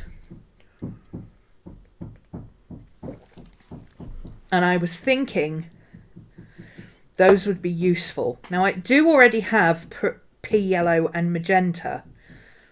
I don't have the cyan. I could use sky blue, but it's not quite the right colour. And I do have jet black and titanium white, but honestly, black and white not going to last me very long. And because these are tiny tubes, they're actually really handy to carry when I'm going out sketching. So these would be really useful for my travel kit.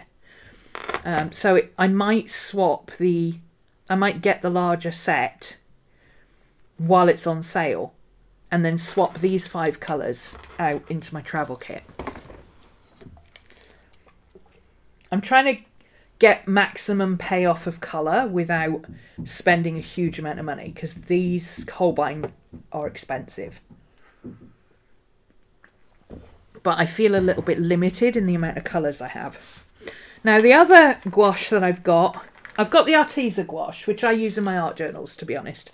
It's not light fast, but it's pretty good gouache, and there's a lot of different colours, and you don't have to mess about with mixing colours and things, which I like when I'm painting, but not when I'm art journaling. When I'm art journaling, I want that colour, and I don't want to mess about with mixing the colour. I just want to pick up the tube that's in the right colour. Not that that's easy to do with Arteza, but that's another story. However, I do have the Jelly Gouache set of 18.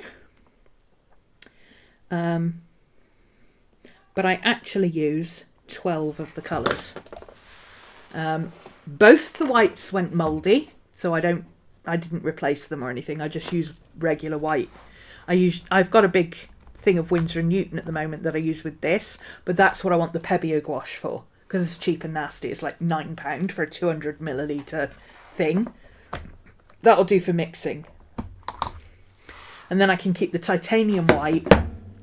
I can use the Winsor & Newton gouache or the Holbein acrylic gouache, because I got plenty of that. This little contraption, actually, let me tell you about this palette. This is one of the Transom palettes. Now, I like Transom brushes. I think they're great. They are really good quality. They last for ages. This is one of their airtight palettes. Now, all airtight palettes are not made the same. When I say an airtight palette, I want something that it does not matter how many years you left it underwater for, you would not get a leak. Not all palettes are like that. The Magello palettes, for instance. Everything you put in a Magello palette, eventually it will dry out. This has been, well, it's been closed for a couple of months until very recently, when I pulled it out to make sure it was all okay before I brought it out on camera and had gross stuff in it. But before that, it's actually been in this thing for 6 months, and I've never added water to it. Never. I tell a lie. I did when I first put it in, only because my jelly gouache was a little bit on the dry side to begin with. So I put all the colours in, cleaned it all up, and then I spritzed it with a little bit of water, which had alcohol in it, because that's how you stop it going mouldy. This is a palette that comes with, you can buy it with and without. Oh, I've managed to open it now. How have I done that? How did I even do that? Okay, here we go.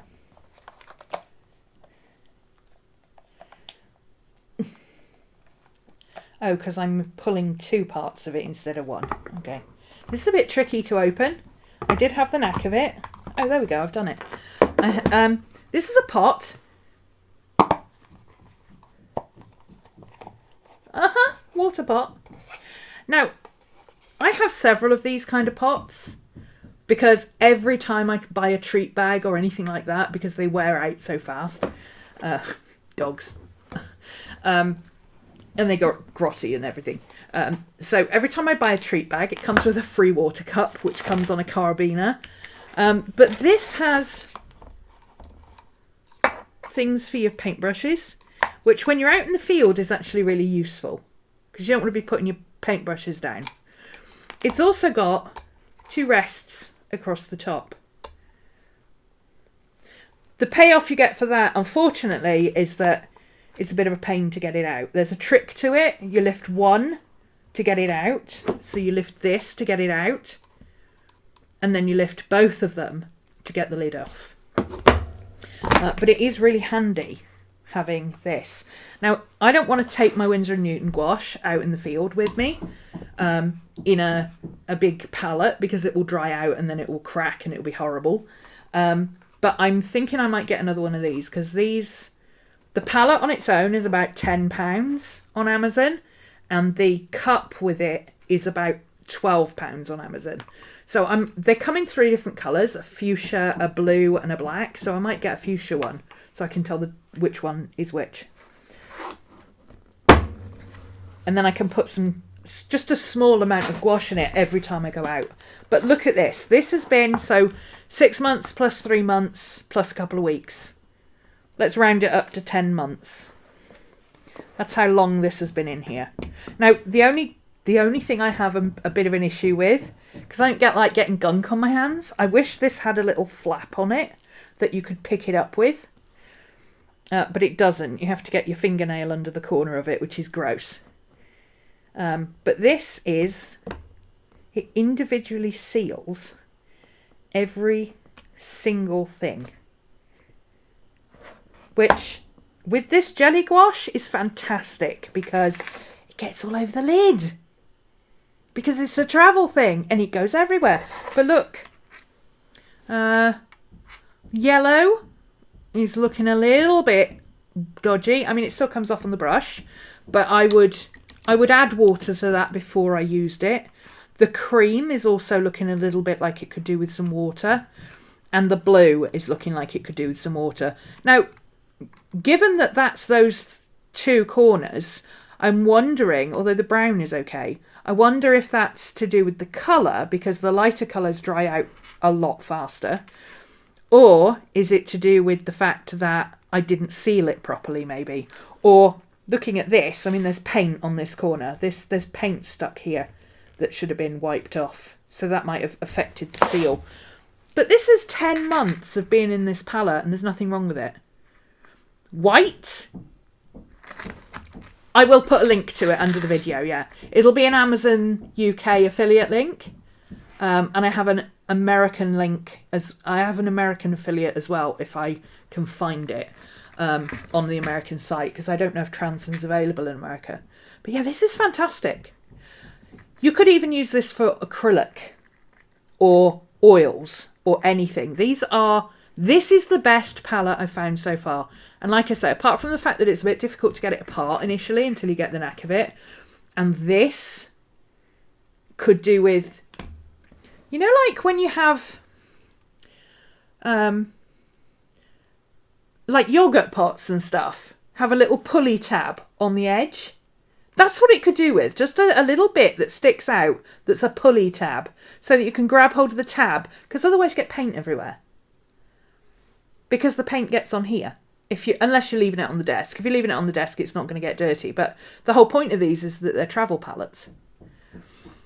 You do need a separate thing to mix colours in, but that's why I put my jelly gouache in here, because the jelly gouache doesn't need mixing. It doesn't mix very well anyway, but it doesn't need mixing anyway.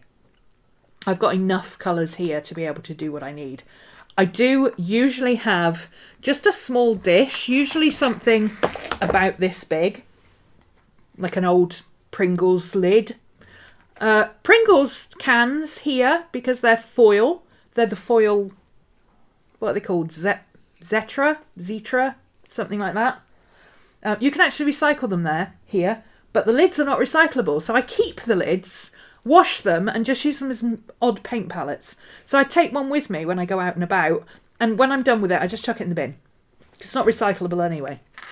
I've also got these little fruit pots, which I'm not going to tip it up. I did that earlier. The Nature's Finest fruit pots. I buy a lot of these because I like to have fruit for lunch, but if I buy fresh fruit, it tends to go off because I am too lazy to peel and stuff. But I will open a pot, and you know, potted fresh fruit in juice is the next best thing to proper fresh fruit. It's either that or no fruit, okay? Lesser of two evils. But these are really useful, these little lids, for just mixing. And you can just, you know, blue tack it or use your kneaded eraser to stick it on to the top, and then you've got a little palette with you. You're supposed to use this. You're supposed to use the lid. But tell me, if you're mixing on the lid, A, how do you clean off your paint when you're finished? And B, what the hell do you do with this? This needs to sit in here, out of the way, so it doesn't get gunky.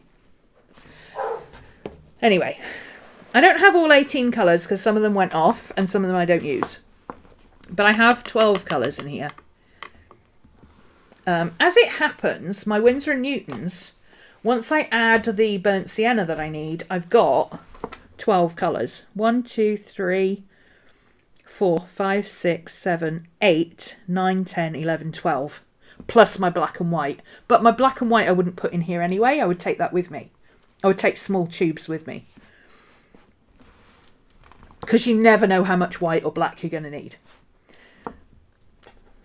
Most of the time I would not take black with me. I would just use the ivory black if I needed black. And if I needed to make it darker, I'd just do it when I got home.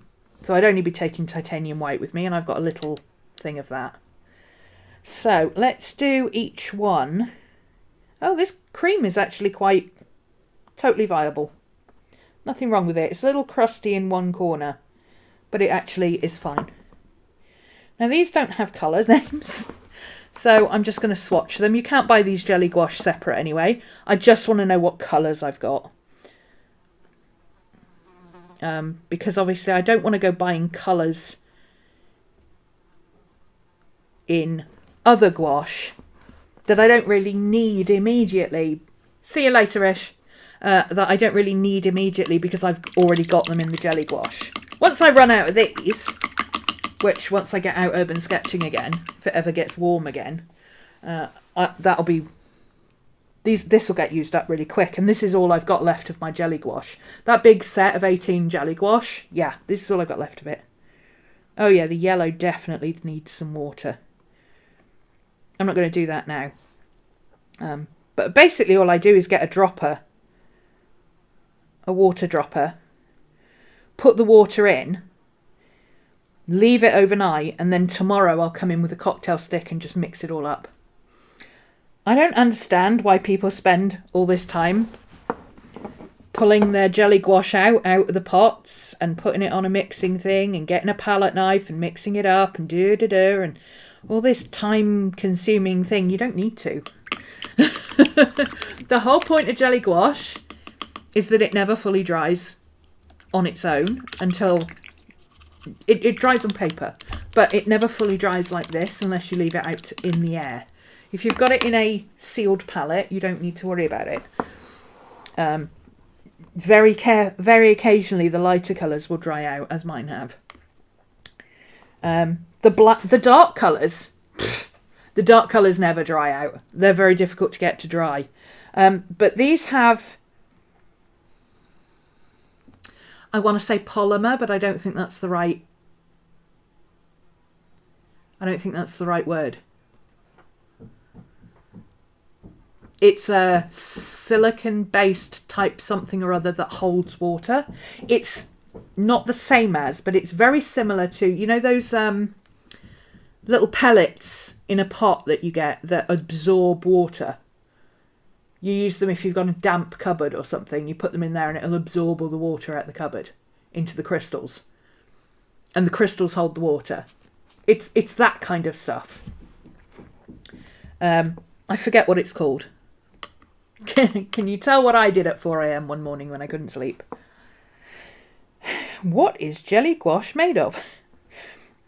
How does it work? So you never should have to do anything more to it than add some water. Obviously, if you don't mix it, that's going to be a bit of an issue because ideally you want to mix your water all the way through. But you really don't need to go to all the hassle of pulling it out into a different pot and getting a palette knife and doing this and that. It doesn't... You're not mixing pigment, you're just mixing water in. So it's actually a lot more convenient to just get a box of cocktail sticks, snap it in half, use the flat end, give it a rinse, give it a rinse, give it a mix, get all down into the little corners, and then scrape it off and recycle the cocktail stick, because cocktail sticks are wooden.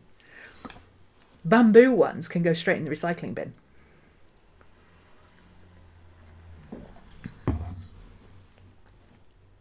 If you don't want to buy cocktail sticks, here's another another. I'm not one of those people who checks the backs of packets for absolutely everything to see if it's recyclable, but I do recycle as much as I can, and I like to reuse things as much as I can. If you buy Q-tips for, you know, like getting makeup remover off and whatever else you use Q-tips for, I use them for cleaning paint tubes, but if you buy Q-tips, okay, don't buy plastic Q-tips, buy bamboo stick Q-tips. When you've used the Q-tip, instead of chucking the whole thing away, snip the ends off, and you're left with a blunt cocktail stick that you can then use for mixing paint. And you'll have a whole series of them because, you know, if you're using 5 or 6 Q-tips a week, you'll have a whole little pot of them. Plenty of Q-tips to go around. Don't need to buy cocktail sticks if you're not sticking food on them. Okay, let's do the orange. Yeah, the orange, it looks solid, but actually it's just a little bit of a film over the top. It's not dry. It just looks dry. It's like the top of it has gone not shiny and wet anymore. You see, like all the greens look shiny and wet, but the orange didn't. This kind of looks a little bit wet. This doesn't look wet at all. This looks completely dry, but it's actually not. It's just the surface. Once you get past the surface with a bit of water, you don't need to worry about the rest of it because it's all still dry. So if you've got jelly gouache, don't mess about with the stupid palettes. Don't mess about with opening all your little yogurt pots. This is what I would do if I'd bought a new set, okay? And unless you're going to have it out on the desk and use it all the time. That's a completely different thing. I know a lot of the Asian artists use it because that's literally what it's for having it out on the desk and using it all the time. Here's what I would do if I bought a new set of jelly gouache. I would only open the corner of each one, and I would scoop out a little bit into one of these, a proper airtight palette. Tried and tested airtight palette. Then I would close them up again with either tape or even a bit of PVA glue, just to seal them back up so they're not exposed to the air. And then I would put that big ass heavy chunky palette back on a shelf until I needed refills. That's what I would do. When I bought mine, I actually decanted them into food grade containers, little salsa pots. And that also works. So I took them straight out of the yogurt pots, straight into little containers. Oh, actually, I have them right next to me. I can show you what I did. This works. Here you go. Again, these are proper food grade containers. So this gouache looks like it's dry, but it's not. You can tell by the way it looks on the side of the thing. It's actually not dry. It's just the surface looks like it's a little dehydrated. Once you put a little bit of water in there, you're going to be fine. Wet brush, off you go. And then when you close these are proper deli containers. So they're the ones that you use for salsa and sauces so that they don't leak. They're airtight, they're food grade, they don't degrade, etc.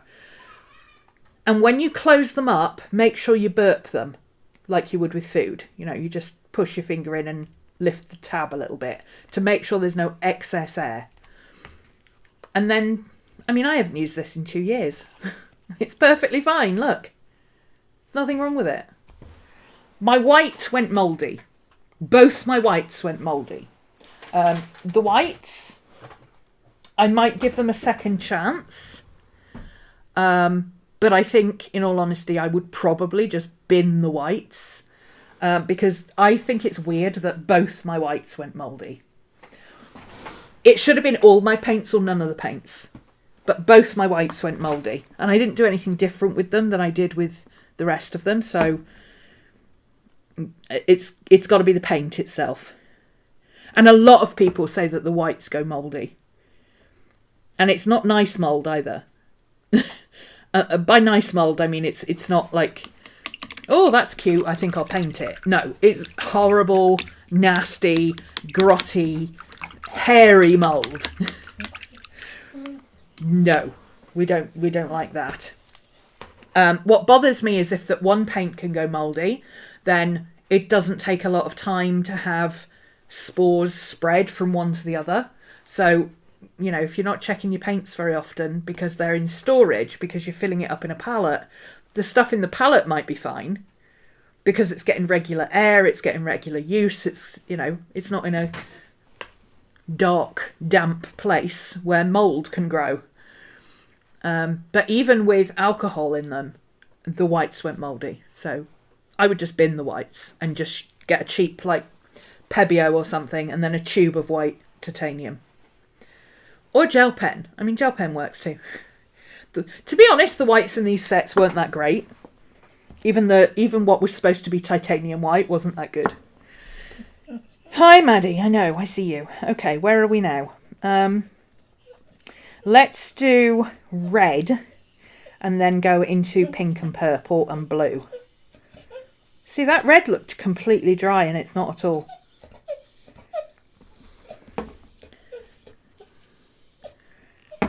I actually really like these colours. I should use them more often.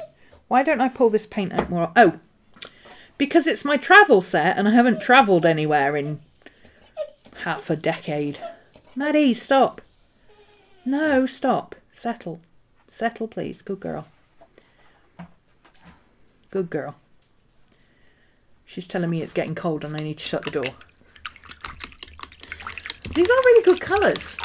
I need to get these out on my desk again and start using them again. But it does reassure me that actually I won't need to take my expensive paints out into the field very much. I could just get a cheap tube of white. Not that the Winsor & Newton ones are massively expensive here, but you know what? You know, they are artist grade. They're proper paints as opposed to cheap student grade stuff.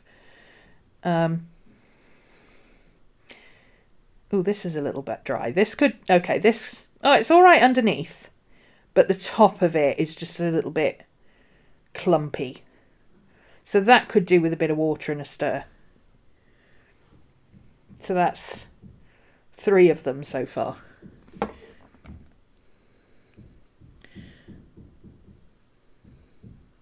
This is very, very similar to the colour you get if you mix the ash rose with the pale peach. And I also add red or brown to that one to make Potter's Pink. Potter's Pink? What's Potter's Pink, I hear you ask? I'm glad you asked. Potter's Pink comes from where I live, the Potteries in the UK. And it is specifically that pinky brown colour that is the natural clay around here that the pottery was made from. And a lot of the red brick houses are made from. They come red. There's normal red brick, like think of New York brownstones, where they're like brown and very vivid reddish browns. Our red brick is not like that. It's kind of an orangey pink colour. And as it weathers, it turns paler and paler pink. That's Potter's Pink. So I use it a lot for when I'm doing urban sketching. So that, although that is actually a really hideous colour, that particular colour, the red and the brown together added to it gives me a really good colour for buildings or local buildings. This purple, it will dry down in a minute. The colour change on the jelly gouache is quite significant. This purple is an almost exact dupe for that Holbein Acryla Lilac. Almost exactly the same. I know it looks pale blue on the screen, but it's almost exactly the same, trust me. Okay, so now we've got... let's do the dark blue. Now, see, that looked completely dry. I expected that to be completely dry, and it's not. It's not dry at all. It doesn't even need water. Wow. This is impressive. I loved these paints when I first got them, and then I kind of went off them a bit when the whites went mouldy. It put me off a bit. But now I'm trying them again, and I'm like, I should be using these a lot more, actually. Especially my sketchbooks, because they're not light fast like the others. I mean, not that gouache is ever really light fast, but this stuff is more light fast than this. It's got a longer archival life. Because this is student grade. It's not even student grade, I don't think. Clean water. Ooh. That's got a weird consistency. I don't know what's up with that one. But if I remember correctly, this is one that's always had a weird consistency. It feels very sticky. Always needs a little bit more water than you think it does. That could be because of the colour. It could be something in the pigment, or it could just be the paint. I don't know. Never can tell. But it's not mouldy, so that's good. Okay, so I'm going to go blue to yellow here. So this is the next blue-green.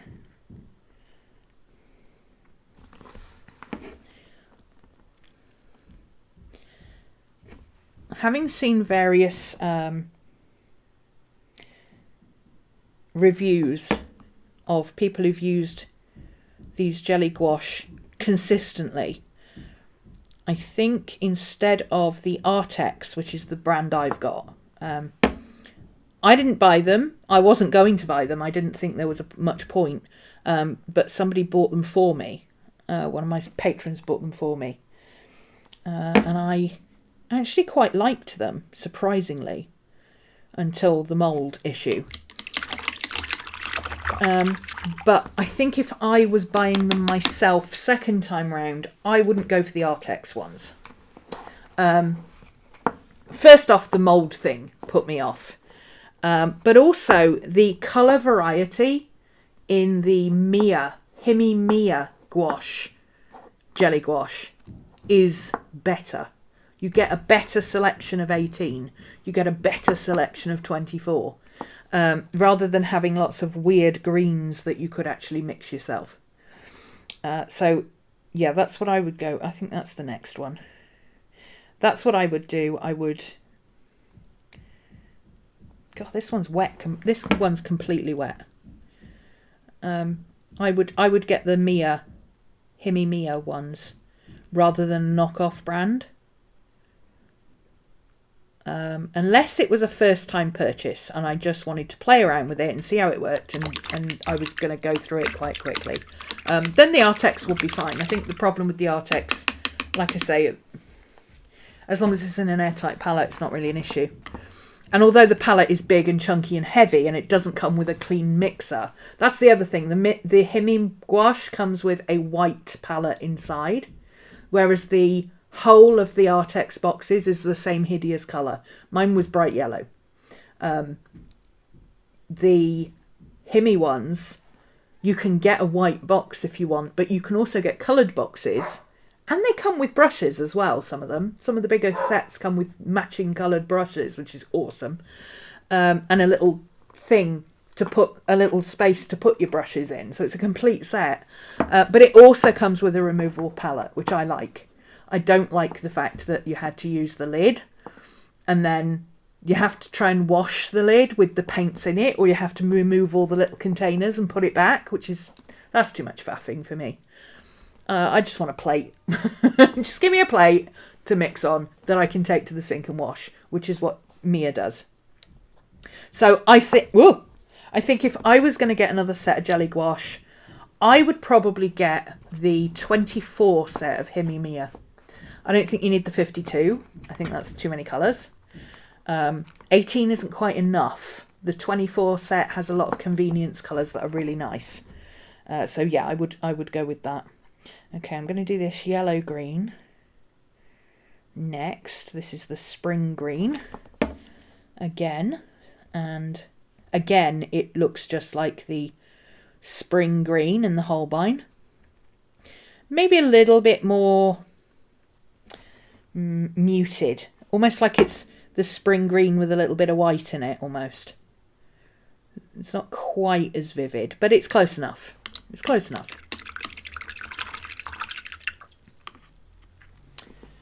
And then let's go with this browny olive green, which is actually my favourite colour to use out of these for the greens. I like this one and this one together. I think they look really good. This is not dark enough. I always end up adding blue to this one because it's just not dark enough for me in any way, shape or form. In fact, there's only three really dark colours in this. You get a black, blue, Prussian blue, and a chocolate, which is very similar to the sepia colour that I used here. It's almost black, but not quite. But when you add other colours to it, it does come out really nicely. So it's quite versatile. It is quite a versatile set, but it's just some of the convenience colours. I look at it and I'm like, I'm not sure why you put that colour in there, honestly.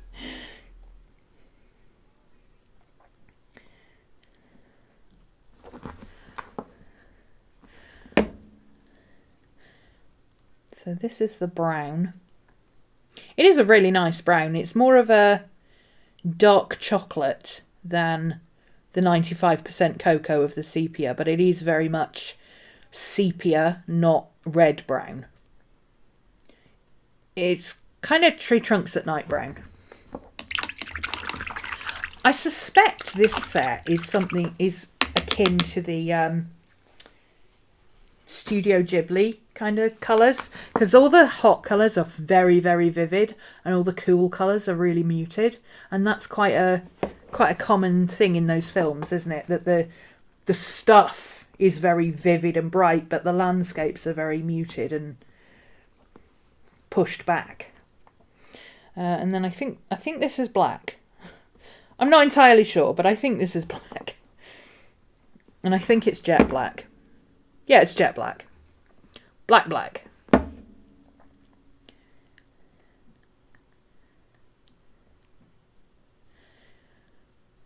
It's not a bad range of colours. I would have liked a darker blue-green.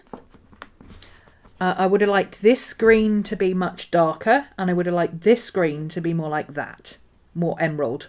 But other than that, it's not a bad set at all. Like I said, that's the Artex 18 colour set.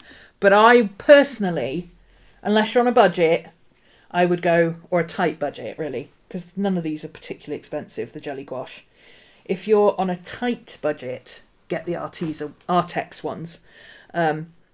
If you're not on a tight budget, I would go with the Mia 24 set, and you get a free set of brushes with it and a white palette. Get yourself an airtight palette. Decant what you need or what you're going to use into one of these. In fact, you'd want two of these because this is 12 boxes. So two of these would do you. Which gives you two mixing cups, which is handy. And then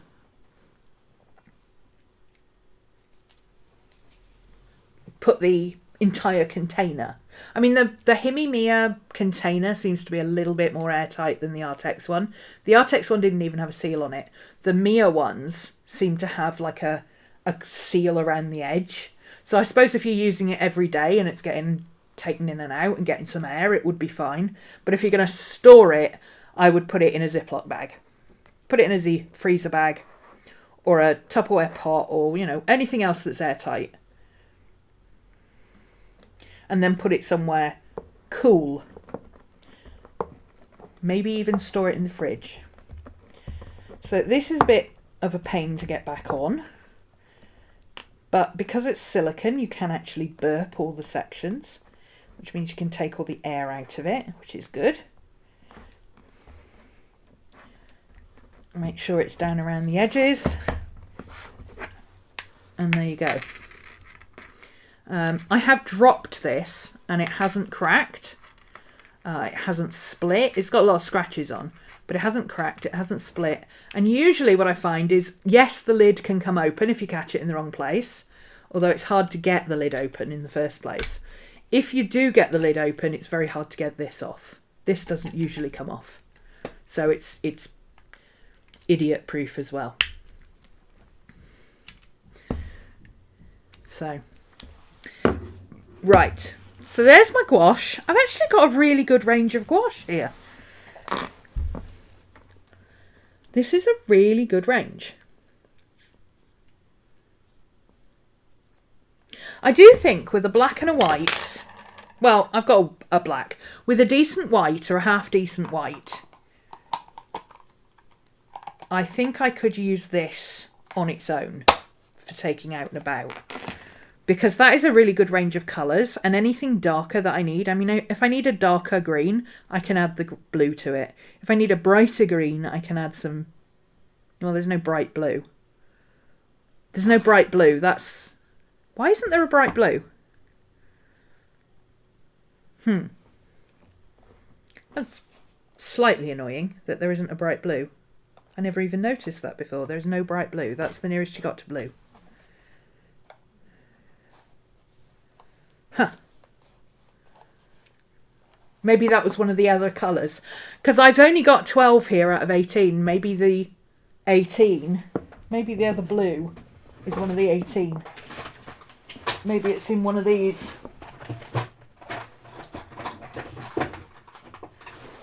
Is there another blue? Is there a brighter green? This is a good question.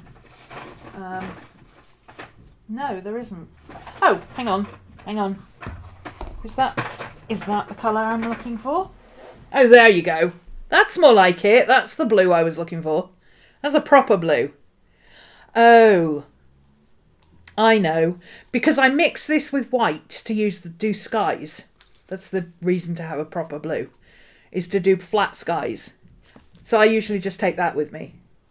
And add the white to it because it's easier. That better not be mould. Oh no, it's not. She sticks her finger in it. No, it's all right. That's what hand sanitizer's for. This completely fine as well. Yeah, I usually just take that with me. That's why. I do have the other colours in the drawer here. It's just that I don't use them very often. Like really bright orange. There's an orange that's even brighter than that I don't use at all. I can't even envisage why I would want to use it. It is a nice range of colours. It could do with a brighter green and the bright blue. It needs one of these greens. But other than that, it is a really good colour. But that said, if you have the bright blue in there, you can mix greens with the oranges and yellows. Because you've got 2 yellows there, 3 yellows. A cream, a bright yellow and a deep yellow. And then you've got orange as well. So you can do it. And then you've got the Prussian blue as well, which gives you your dark greens. But yeah, it's not a bad range of colours, but you can really see the difference in the colour payoffs. The brightest colours by far, far, far and away, the best pigment is the Holbein ones. Which makes me wonder what the regular Holbein gouache is like. On the surface, twice as expensive as the Winsor & Newton for me because Holbein comes from Japan and Winsor & Newton comes from 12 miles down the road. However, these are way brighter than these. These are good. These are very, very good. But they are way brighter. Way more heavily pigmented than this. So I'm wondering, maybe I will get 1 tube of Holbein in a colour that I need. Maybe I'll get a regular Holbein in the burnt sienna. Maybe that's what I'll do. Because I need burnt sienna anyway. I go through burnt sienna at a rate of knots because it's one of the most common natural animal colours. Burnt sienna, you use it for virtually everything. Trees, birds, animals, everything. I even use it a lot in buildings because a lot of natural wood in buildings is that colour or stained that colour around here. So I might get the burnt sienna, which is this colour, in a Holbein acrylic gouache, a Holbein regular gouache, to add to this. It's going to bug me that it's one colour, but it will tell me whether the Holbein regular gouache is similar to the Winsor & Newton gouache or whether it's really bright and pigmented like the acrylic gouache. Fish! Long time no see! How you doing? Hi, baby.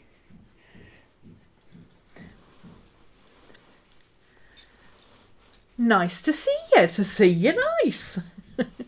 We're here every week. I'm on the verge of wrapping up, actually, but sorry. But we've been swatching colours. There's a whole load of back paint play to watch if you haven't seen the lives. Hi, baby. Miss Maddie's reminding me that it's nearly tea time.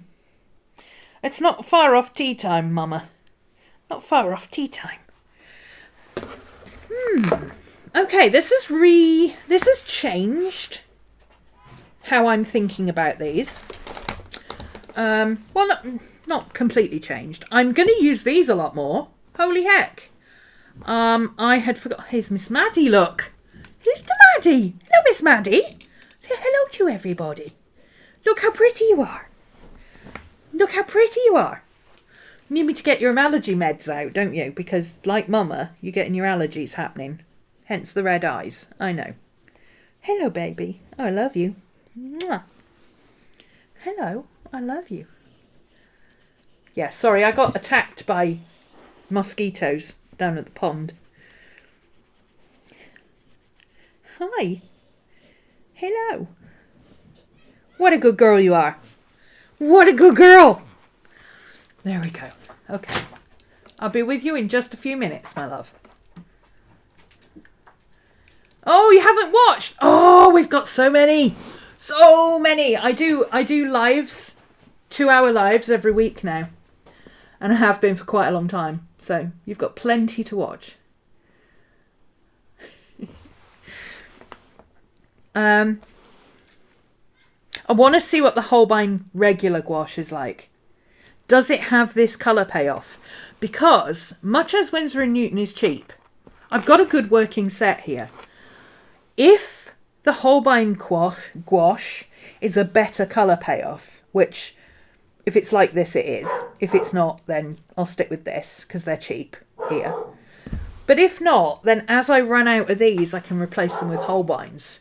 Because Holbeins, like the Winsor & Newton ones here are £4.50 when they're on sale. The Holbein ones, usually around £9, even when they are on sale, but generally they're not on sale. So we're talking double the price. Miss Maddie! Wait! We're talking double the price, but if you're only buying one tube as they run out, it's not so much of a burden going, ooh, it's a tenner. Do I really want to do that? Or do I want to get 2 Winsor & Newtons for the price? Well, if you don't need convenience colours, I'm more inclined to buy one tube at £9 than a whole range of them. I do think I want to get the primary set of Holbein acrylics. I do want to do that. I don't think I need to do it yet, because I do have these colours. But the yellow and the magenta, just from doing the 2, 3, 4 paintings that I did last week, the yellow is almost out. It's almost empty. So at some point when I need to replace one of these colours, I will get the CMYK set, because it's cheaper to buy the set than it is to buy individual ones. I don't think I need any convenience colours in the Holbein acrylic. They're, pretty much exactly what I need. I do want the ash lilac or ash mauve or whatever it's called, purely because I want that colour, because I like that colour. I use it a lot. And I do need the neutrals. I do need the raw sienna and the burnt umber in the Holbein acrylic. So that's better than I thought. I thought I needed more. So we're okay. We're doing all right. We're doing all right. Oh, and a red Winsor & Newton. Like that scarlet red Winsor & Newton. Ooh. Now, I really like the burnt sienna in the gouache, in the Winsor & Newton gouache. Maybe I'll get the burnt sienna in the Winsor & Newton and get a red in the Holbein acrylic, in the Holbein regular gouache. That might be a better idea. I can try the red in that, because I know that that scarlet is the colour I want. And Holbein's colours, flat across the board. There's no messing. I mean, Winsor & Newtons are as well, but then they give you things like primary red, which are bright pink. Whereas Holbein, it does what it says on the tin. And I like that. Interesting. I'm going to go and spend a little while on Jackson's and Cass Art, seeing who's got the best prices for different things.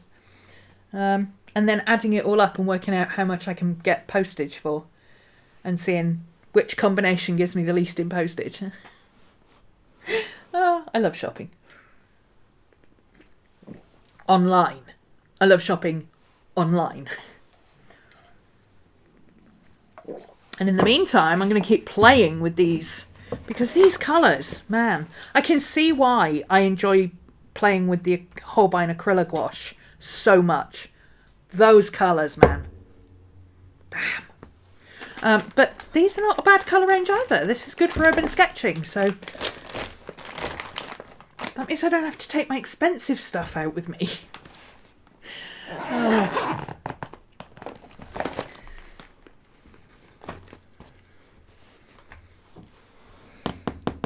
I'm also going to get another one of these, maybe two, because these are great, and they come in several different colours. And even if they aren't in different colours, I can put a different sticker on each one.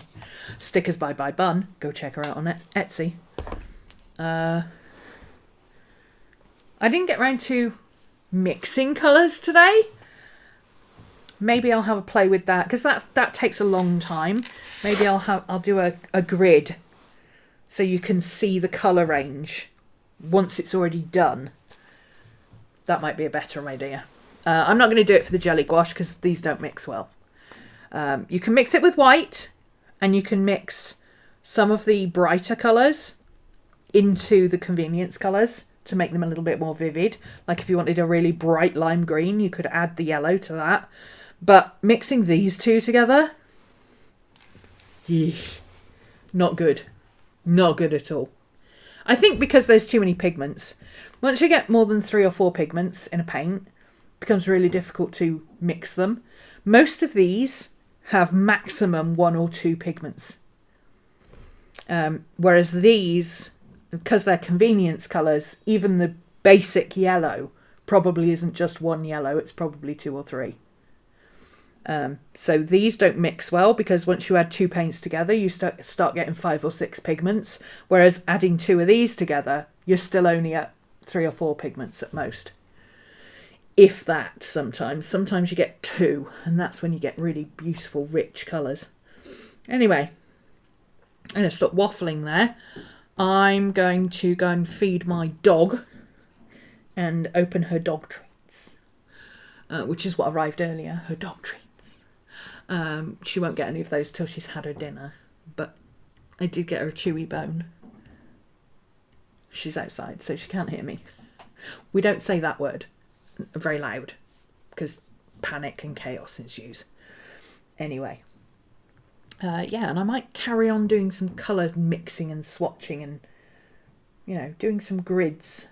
Or I might just paint something, because I'm kind of in the mood to just paint now. I'm doing a lot of painting lately. A lot more painting than drawing, actually, which is odd for me, but I'm enjoying it.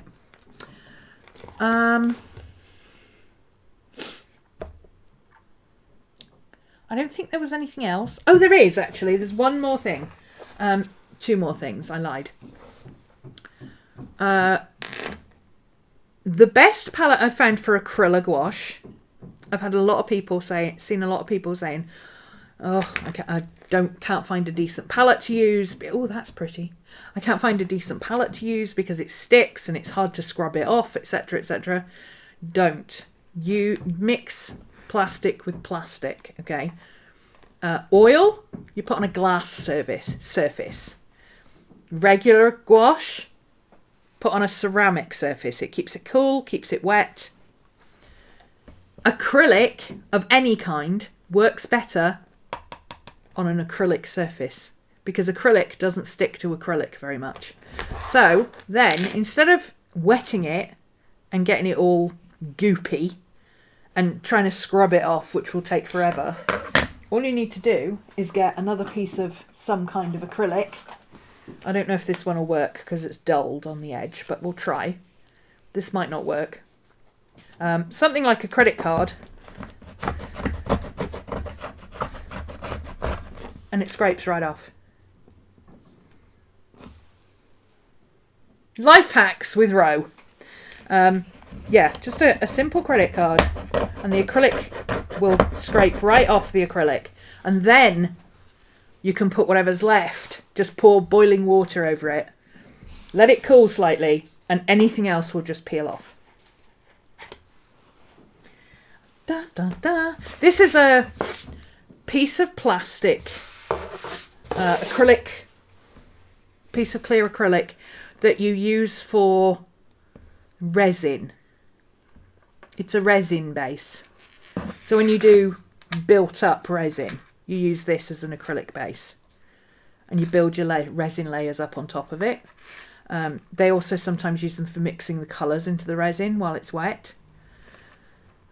This is the best thing I've found for acrylic gouache because it just scrapes right off.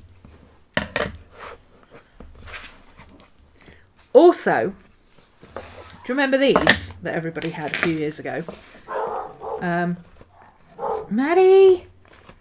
I kept having trouble with mine because the zip, the distance here isn't quite thick enough. So by the time you put something on this side and something on this side, you couldn't put something in all of the pockets. So I said, well, if I can't put everything in all of the pockets, then all of the pockets are taking up too much space. So I cut out some of the pockets. There was a pocket like this, but a crossways on here. I took that out because you couldn't put something in here and in the pocket and then put something on this side as well. It was pointless. And then there was loads of pockets. There was a big secretarial pocket here. And then there was little pockets to put things down into. Again, if you had anything in any of those pockets, you couldn't put anything in the back pocket here. So it was pointless. I understand that these are for travel documents. Okay. That you're supposed to use them for like airline tickets and stuff. You're supposed to have 2 pieces of paper in here and 1 piece of paper in here and some cash in there, you know. I use them as pencil case. I like this arrangement. The one thing that bugs me is that happens. This is really annoying. So I'm going to do something with this. I might put a zip on it. I might just put a zip on it. Space saving, you know. Or maybe just a strip of Velcro or something. Just to keep it together. Maybe some poppers. Anything that will stop all this stuff falling out. So I put the bits like washi tape and stuff in here. I've got pens. I've got all my ballpoint pens and stuff in here. My most convenient pen in here. I can also fit my... This is my watercolour tin. It's an old chocolate tin. A slab of chocolate came in it. I ate the chocolate, I kept the tin. This fits perfectly into here, and even with stuff on top of it, it still does up, as long as you keep it quite flat stuff. Because there's no extra bulk in the middle, you see. You've got all that space in the middle. And you don't have those stiff pockets stopping this moving in. This needs fixing. But this has needed fixing since the day I got it. About 12 years ago, so... If you want to start taking bets on how long it's going to take me, you want to start at least 12 years. And then all my convenience stuff, like my pens and pencils and water brushes, I've just got shoved in the middle here. The more you put in this pocket with that clips on, the easier it is to get things like your pencils and stuff to stay in. See, they don't fall out because you've got other stuff in there pushing it against the tin. So yeah, this is a pretty good little case now. If you don't have one of these, don't get one. Go for the Lee Hit Lab version. They do them on Cult pens for $7.99. And there's two versions. There's the one with the zip around, which has it has a flat pocket and two vertical pockets. One's a full length pocket and one's half length. And then over here it's got a zip compartment, but it's mesh like this, and the zipper's in the middle, so it's a bit easier to get in and out of. Like I say, they're like £8 on Cult pens. And they're better. Or you can get one that's almost identical, but instead of opening up flat, it's actually bigger on the bottom, so it's like triangular. So that's more like if you're carrying a lot of pens and colouring pens and things. Anyway, I'm going to do some doctoring to that. I might put some elastic on it. It would be handy, I have to say, instead of putting this in the pocket, to be able to put that there in an elastic. Because I don't really need this. I mean, those could just as easily go in there. My pens are only that long, so these could just as easily go in the top of there.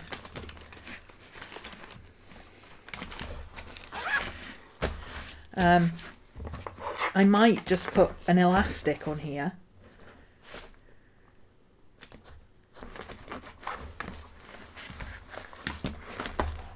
I don't know. But I'm going to doctor it a little bit. It would be handy to have an elastic on here as well, just for when you're actually working and you want to pull stuff out of here. Instead of having pens all over the table, you could just stick them in the elastic, just for convenience. Anyway, I've been trying this out as my on-the-go sketch thing, because I wanted something that would be light and easy to carry, that I can put a carbiner thing on and chuck in my bag for when I go urban sketching. That won't allow me to carry a stupid amount of materials. I don't think I could fit this in it. I don't think that would fit. But that's okay. I mean, this is a nice compact little thing anyway. It can go in its own container. Right, I'm done. I'm going to stop waffling and go and get some tea and feed my dog and stuff. I will see you guys again next week if you're around. Don't forget, check out my Patreon if you're interested in joining me for either a basic astrology course starting this month over on Patreon, or Motivation Mondays when we sit down and get shit done. I'm allowed to say that now because I'm like 2 hours into the stream. I can say shit and YouTube won't tell me off. Get stuff done for 4 hours every Monday. It's a good time. It's a very productive time. It's awesome. Yeah, like, subscribe, do the YouTubey things, as they say, and I will see you next week. Bye, guys.